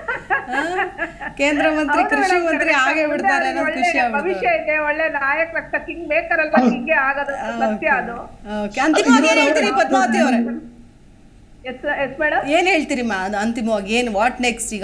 ಈಗ ಬಿಜೆಪಿಗೆ ಇದು ವರವಾಗಿದೆ ಅನ್ನೋದು ಮಾತುಕತೆ ಲೆಕ್ಕಾಚಾರ. ಬಟ್ ಆದ್ರೆ JDS ಇದೇ ಸನ್ನಿವೇಶ ಮುಂದಿನ ದಿನಗಳಲ್ಲಿ ಮತ್ತೆ ನಾವು ಬಿಜೆಪಿ ಬಿಟ್ಟು ಹೊರಗಡೆ ಬಂದು JDS ಪ್ರಾಬಲ್ಯವನ್ನ ತೋರಿಸ್ತೀವಿ ಅಂತಂದ್ರೆ ಅದಷ್ಟು ಸಾಧ್ಯ ಅಲ್ಲ, ಅಷ್ಟು ಸುಲಭ ಅಲ್ಲ ಅನ್ನೋ ಮಾತುಗಳು ಕೇಳಿ ಬರ್ತಾ ಇದೆ. ಇದು ಅಲ್ಲಿಗೆ ಮುಗೀತು JDS ಎರ ಅನ್ನುವಂತಹ ಚರ್ಚೆಗಳು ಕೂಡ ರಾಜಕೀಯ ಪಡಸಾಲೆಯಲ್ಲಿ ಕೇಳಿ ಬರ್ತಾ ಇದೆ. ಏನ್ ಹೇಳ್ತೀರಿ ಪದ್ಮಾವತಿ ಅವರ ಅಂತಿಮವಾಗಿ? ಇಲ್ಲ ಮೇಡಮ್, ಇವತ್ತು ಬಿಜೆಪಿ ಮತ್ತು JDS ಎರಡು ಮೈತ್ರಿ ಆಗಿದೆ ಅಂತ ಹೇಳಿದ್ರೆ ಬಿಜೆಪಿಗೂ ಈ ಮೈತ್ರಿ ಅನಿವಾರ್ಯ ಇತ್ತು. ಯಾಕೆಂದ್ರೆ ಒಂದು ಬಲಿಷ್ಠವಾದ 136 ಸ್ಥಾನಗಳನ್ನ ತಗೊಂಡು ಇವತ್ತು ಏನ್ ಸರ್ಕಾರ ನಡೆಸ್ತಾ ಇದೆ ಕಾಂಗ್ರೆಸ್, ಅದನ್ನ ಮಣಿಬೇಕು. ಈ ಗ್ಯಾರಂಟಿ ಮಧ್ಯೆ ನಾವು ಸ್ಥಾನಗಳನ್ನ ಉಳಿಸ್ಕೋಬೇಕು ಅಂದ್ರೆ JDS ಸಖ್ಯ ಬಿಜೆಪಿಗೆ ಬೇಕಾಗಿತ್ತು. ನಾವು ಇವತ್ತೇನು 19 ಸ್ಥಾನ ತಗೊಂಡು ನಾವು ಕೆಳ ಹಂತದಲ್ಲಿ ಇದ್ವಿ, ಇವತ್ತು ನಾವು ಒಂದು ಫಿನಿಕ್ಸ್ ನಂತೆ ಮೇಲ್ ಬರ್ಬೇಕಿತ್ತು. ನಮ್ಗುನು JDS ಇಂದ ಒಂದು ಇದಾಗ್ಬೇಕಿತ್ತು. ಈಗ ಒಕ್ಕಲಿಗ ನಾಯಕರಲ್ಲಿ ಕುಮಾರಣ್ಣ, ದೇವೇಗೌಡರು ಹೇಗೆ ಮುಖ್ಯವಾಗಿದ್ರು, ಹಾಗೆ ಲಿಂಗಾಯತರ ಮತನ ಸೆಳೆಯುವಲ್ಲಿ ಯಡಿಯೂರಪ್ಪರ ನಾಯಕತ್ವನು ಇದೆ ಅನ್ನೋದನ್ನ ಈ ಜನತೆ ಎಕ್ಸಾಕ್ಟ್ಲಿ, ನಾನು ಅದೇ ಪಾಯಿಂಟ್ ತಗೊಂಡೆ. Okay, yes sir. ಅಂತಿಮವಾಗಿ ಈಗ ಈ JDS ಕೂಡ ಹುಷಾರಾಗಿ ಹೆಜ್ಜೆ ಇಡಬೇಕು. ಅದು ಬಿಜೆಪಿ ಅನ್ನೋ ಹುಲಿಯ ಜೊತೆ ವಾಕಿಂಗ್ ಹೊರಟಿದೆ. ಎಲ್ಲಿ ಆ ಹುಲಿ ಪಕ್ಕದ JDS ಜಿಂಕೆ ಇದ್ದಾಗೆ, ಬಿಜೆಪಿ ಬಂದು ಹುಲಿ ಇದ್ದಾಗೆ, ಎರಡು ಸೇರಿ ವಾಕಿಂಗ್ ಹೋಗ್ತಾ ಇದೀವಿ. ಎಸ್, ಎರಡು ತಿಂದಿದ್ದಾವೆ, ವಾಕಿಂಗ್ ಹೋಗ್ತಿದ್ದಾವೆ. ಮುಂದೆ ಹೋದಾಗ ಎರಡಕ್ಕೂ ಉಪವಾಸ ಆದಾಗ ಹುಲಿ ಏನು ತಿನ್ನುತ್ತೆ? ಪಕ್ಕದಲ್ಲಿರೋ ಜಿಂಕೆನೇ ತಿನ್ನುತ್ತೆ. ಹೀಗಾಗಿ JDS ತಾನು ಮಾಡಿರುವಂಥ ಸಾಹಸ ಯಾರ್ದು ಅನ್ನೋದನ್ನು ಕೂಡ ಹುಷಾರಾಗಿ ಯೋಚನೆ ಮಾಡಿಕೊಂಡು ಆದಷ್ಟು ಅಂತರವನ್ನ ಕಾಯ್ಕೋಬೇಕು. ಇಲ್ಲ ಅಂದ್ರೆ ಏನಾಗುತ್ತೆ, ಸಂಪೂರ್ಣ ಸ್ವಾಹ ಮಾಡ್ಬಿಟ್ರೆ JDS ಸಿಂಗಲ್ ಲಾರ್ಜೆಸ್ಟ್ ಪಾರ್ಟಿ ಆಗಿಲ್ವಲ್ಲ ಮುಂಚಿನ ಅದೇ ಹೇಳಿದ್ರು. ಅಂತ ಸಮಯದಲ್ಲಿ ಚಾಣಾಕ್ಷತೆಯಿಂದ ಪ್ರಾದೇಶಿಕ ಪಕ್ಷಗಳಿಗೆ ಮತ್ತಷ್ಟು ಬಲ ಇದ್ದೇ ಇರುತ್ತೆ. ಚಾಣಾಕ್ಷತೆಯಿಂದ ತನ್ನ ರಕ್ಷಣೆಗೆ ಬೇಕಾದಂತ ಬೇಲಿಯನ್ನ ಬಹಳ ವ್ಯವಸ್ಥಿತವಾಗಿ ಮಾಡ್ಕೋಬೇಕು. ಇಲ್ಲ ಅಂದ್ರೆ ಒಂದಲ್ಲ ಒಂದು ಸಾರಿ ಇವ್ರಿಗೆ ಹೊಡೆತ ಹೆಂಗ್ ಬೀಳುತ್ತೆ ಅಂದ್ರೆ ಇವ್ರು ಇದ್ರು ಅನ್ನೋದು ಗೊತ್ತಾಗಲ್ಲ. ನಿಜ. ಸೊ ಹೀಗಾಗಿ JDS ಮೈಯೆಲ್ಲ ಕಣ್ಣಾಗಿರ್ಬೇಕು. ಇವತ್ತೇನೋ ಸಂತೋಷ, ಯಾಕೆಂದ್ರೆ ಇಲ್ಲಿ ಏನೋ ಒಂಚೂರು ನಮ್ಮನ್ನು ಸರಿಯಾಗಿ ನೋಡ್ಕೊಂಡಿಲ್ಲ ಕಾಂಗ್ರೆಸ್ನವರು ಅಂತೇಳಿ ಒಕ್ಕಲಿಗರೆಲ್ಲ ಈ ಕಡೆ ಬಂದಿದ್ದಾರೆ ಅಂದ್ಬಿಟ್ಟು ಇವರು ಅದನ್ನು ಸಂಪೂರ್ಣ ಅದಷ್ಟು ಬೆಳೆನೇ ತೊಗೊಂಡೋಗ್ಬಿಟ್ಟು BJPಗೆ ಅರ್ಪಿಸ್ಬಿಟ್ರೆ BJP ನಾಳೆ ಇದೇ ವ್ಯಕ್ತಿಗಳಿಗೆ ಇನ್ನೊಂದು ಅಮಲೇರಿಸ್ಬಿಡ್ತಾರೆ. ಅವಾಗ ಮತ್ತೆ ಅವ್ರನ್ನ ವಾಪಸ್ ಕರ್ಕೊಂಬರಕ್ಕಾಗಲ್ಲ. ಇದು ಕೂಡ ಮೈಯಲ್ಲಿ ಕಣ್ಣಾಗಿ ಇಟ್ಕೊಂಡಿರ್ಬೇಕು. ಸೊ ಬಹಳ ಎಚ್ಚರಿಕೆಯಿಂದ ಹೆಜ್ಜೆನ ಇಡಬೇಕಾಗುತ್ತೆ. ಕ್ವಿಕ್ ಆಗಿ ಪುರಾಣಿಕ್ ಸರ್ ಏನ್ ಹೇಳ್ತೀರಿ? ಏನಿಲ್ಲ, ಎರಡು ಜಸ್ಟ್ ನಮ್ಮ ಚಿಕ್ಕರಂಗೇಗೌಡರಿಗೆ ಇವರಿಗೆ ಅವರು JDS ಕಾಶಿಯಸ್ ಆಗಿರ್ಬೇಕು, ಆದ್ರೆ ಬಿಜೆಪಿನೂ ಕಾಶಿಯಸ್ ಆಗಿರ್ಬೇಕು. ಯಾಕಂದ್ರೆ ಈಗ ಹೈಕಮಾಂಡ್ ಈಗ ಡೆಲ್ಲಿನಲ್ಲಿ ಅವ್ರ ಸರ್ಕಾರ ಅಷ್ಟೊಂದು ಸುಸ್ಥಿರವಾದ ಸುಭದ್ರವಾದ ಸರ್ಕಾರ ಆಗ್ಲಿಕ್ಕೆ ಅಲ್ಲ, ಅದು ಒಟ್ಟಾರೆ ಕಾಶಿಯಸ್ ಆಗಿರ್ಬೇಕು. JDS ಜೊತೆಗೆ ಏನ್ ಕಾಶಿಯಸ್ ಆಗಿರೋ ಅವಶ್ಯಕತೆ ಇಲ್ಲಲ್ಲ ಅಂತ. ಅದರಿಂದ ಅಲ್ಲಿ ಅವ್ರಿಗೆ ಕೇಂದ್ರದಲ್ಲಿ ಒಂದು ಬಿಜೆಪಿ ಸರ್ಕಾರ ಸುದೃಢವಾದ್ದು ಅಬ್ಸಲ್ಯೂಟ್ ಮೆಜಾರಿಟಿ ಇಲ್ಲದೆ ಇರೋದ್ರಿಂದ ಇಲ್ಲಿ ಇವ್ರು JDS ನವ್ರು ಬಿಟ್ರೆ ಇವ್ರಿಗೂ ಬೇರೆ ಚಾಯ್ಸ್ ಇಲ್ಲ. ಇವ್ರು ಕಾಂಗ್ರೆಸ್ ನವ್ರ ಜೊತೆಗೆ ಹೋಗಿ ಸಾಧ್ಯ ಇಲ್ಲ. ಅದರಿಂದ JDS ನ ಜೊತೆಗೆ ಹಿಂದೆ ಹೋಗಿ ಸರ್ಕಾರ ಮಾಡಿದ್ದಾರೆ. ಅವಾಗ ಇವರು 2020 ನಲ್ಲಿ ಸ್ವಲ್ಪ ಮೋಸ ಮಾಡಿದ್ರು ಅಂತ ಬಿಜೆಪಿ ದೂರ ಆಯ್ತು ಹೊರತು JDS ಮತ್ತು ಬಿಜೆಪಿಯ ಒಂದು ಒಕ್ಕೂಟ ಕೊಯಿಲಿಷನ್ ಗೌರ್ಮೆಂಟ್ ಅನ್ನೋದು ಇನ್ನು ಮುಂದಿನ ಆರ್ಡರ್ ಆಫ್ ದಿ ಡೇ ನೀವು ದಯಮಾಡಿ ಎಲ್ಲರೂ ತಿಳ್ಕೋಬೇಕು. ಹೌದೌದು, ಯಾಕಂದ್ರೆ ಮುಂದಿನ ಸ್ಥಳೀಯ ಸಂಸ್ಥೆಗಳ ಚುನಾವಣೆಗಳಲ್ಲೂ ಕೂಡ ಒಂದು ಮಹತ್ವದ ಪಾತ್ರ ವಹಿಸೋದು ಯಾವುದೇ ಅನುಮಾನ ಇಲ್ಲ. ಅಲ್ಲ ಸರಿ, ಪ್ರತಿಷ್ಠೆಯಾಗಿ ತಗೊಂಡು ಎಲ್ಲಾ ಕಣ ಗೆಲ್ಸ್ಕೊಂಡ್ ಬಂದಿದ್ದಾರೆ. ಕೋಲಾರ ಆಗಿರ್ಬೋದು, ತುಮಕೂರು ಗೌಡ್ರು ಸೋತಿದ್ರು, ಅಲ್ಲಿ ಗೆಲ್ಲಿಸ್ಕೊಂಡೇ ಬರ್ಬೇಕು ಅಂತ ಅವರೇ ಕಣಕ್ಕಿಳಿದು ಪ್ರಚಾರ ಮಾಡಿ ರ್ಯಾಲಿ ಮಾಡಿ ಗೆಲ್ಸ್ಕೊಂಡು ಎರಡು ಬಾರಿ ಸೋಮಣ್ಣ ಅವರಿಗೆ ಈಗ ಒಂದು ಕ್ಷೇತ್ರವನ್ನ ಕಲ್ಪಿಸ್ಕೊಟ್ರು, ಮರುಜನ್ಮ ಕೊಟ್ರು. ಡಾಕ್ಟರ್ ಸುಧಾಕರ್ ಅವರ ಸಿಚುವೇಶನ್ ಕೂಡ ಹಂಗೆ ಆಯ್ತು. ಸೋತು ಏನೋ ಒಂದ್ ರೀತಿಯಾಗಿ ನೆಲೆನೇ ಇಲ್ಲದೆ ಇರೋರಿಗೆ ಮತ್ತೊಂದು ನೆಲೆ ಕಲ್ಪಿಸಿ ಕೊಡುವಲ್ಲಿ ಅಲ್ಲಿ ಇಂಡೈರೆಕ್ಟ್ ಆಗಿ JDS ಪಾತ್ರ ಬಹಳ ಮಹತ್ವದ್ದು ಅಂತ. ಎಸ್, ನೋಡೋಣ ಸರ್, ನೀವ್ ಹೇಳ್ದಂಗೆ ಏನಾಗತ್ತೆ, ಅವ್ರನ್ನ ಇವ್ರು ನುಂಗ್ತಾರ, ಇವ್ರನ್ನ ಅವ್ರು ನುಂಗ್ತಾರ, ಇಲ್ಲ ಜೊತೆಗೆ ಸಾಗಿ ಜಯಶಾಲಿ ಆಗ್ತಾರ, ಕಾದು ನೋಡೋಣ. ಥ್ಯಾಂಕ್ ಯು ಸೋ ಮಚ್, ಮೂರು ಜನಕ್ಕೂ ಕೂಡ ಧನ್ಯವಾದಗಳು ಚರ್ಚೆಯಲ್ಲಿ ಭಾಗಿಯಾಗಿದ್ದಕ್ಕಾಗಿ. Thank you so much. Yes ವೀಕ್ಷಕರೇ, ಈಗಾಗಲೇ ನೋಡ್ತಾ ಇದ್ದೀವಿ, ಗ್ಯಾರಂಟಿ ಅನ್ನೋದು ಅಷ್ಟರ ಮಟ್ಟಿಗೆ ವರ್ಕ್ ಆಗ್ಲಿಲ್ವಾ ರಾಜ್ಯದಲ್ಲಿ? ಅದಕ್ಕೆ ಹಳೆ ಮೈಸೂರು ಭಾಗದಲ್ಲಿ ಒಕ್ಕಲಿಗ ಮತದಾರರು ಕಂಪ್ಲೀಟ್ ಆಗಿ ಮತ್ತೆ JDS ಕೈ ಹಿಡಿದ್ರ, ಆ ಮೂಲಕ BJP ನಾಯಕರನ್ನ ಗೆಲ್ಲಿಸಿದ್ರ, ದೋಸ್ತಿ ಮತ್ತಷ್ಟು ಬಲ ಆಗ್ತಾ ಇದೆಯಾ? ಕಾಂಗ್ರೆಸ್ ವೀಕ್ ಆಗ್ತಾ ಇದೆಯಾ? ಕಾಂಗ್ರೆಸ್ ಈಗ ಆತ್ಮಾವಲೋಕನ ಮಾಡಿಕೊಳ್ಳುತ್ತಾ? ಆ ಭಾಗದಲ್ಲಿ ಹೆಚ್ಚು ಕೆಲಸಗಳನ್ನ ಅಥವಾ ತಳಮಟ್ಟದಲ್ಲಿ ಕಾರ್ಯಕರ್ತರನ್ನ ಸಂಘಟಿಸುವಂತಹ ಕೆಲಸಕ್ಕೆ ಮುಂದಾಗತ್ತಾ? ಇದೆಲ್ಲವೂ ಮುಂದಿನ ದಿನಗಳಲ್ಲಿ ಏನೇನಾಗತ್ತೆ, ಜೊತೆಗೆ ಈ ಅಂಕಿಅಂಶದಿಂದ ರಾಜಕೀಯದಲ್ಲಿ ಏನೇನೆಲ್ಲ ಬದಲಾವಣೆಗಳಾಗತ್ತೆ, ಸ್ಥಾನಪಲ್ಲಟಗಳಾಗತ್ತೆ ಅನ್ನೋದನ್ನ ಕಾದು ನೋಡ್ಬೇಕು ಅಂತ ಹೇಳ್ತಾ ಚರ್ಚೆ ಮುಗಿಸ್ತಾ ಇದ್ದೀನಿ. ನಮಸ್ಕಾರ. ನೋಡ್ತಾ ಇರಿ ಜೀ ಕನ್ನಡ ನ್ಯೂಸ್, ಸತ್ಯವೇ ಸುದ್ದಿಯ ಜೀವಾಳ.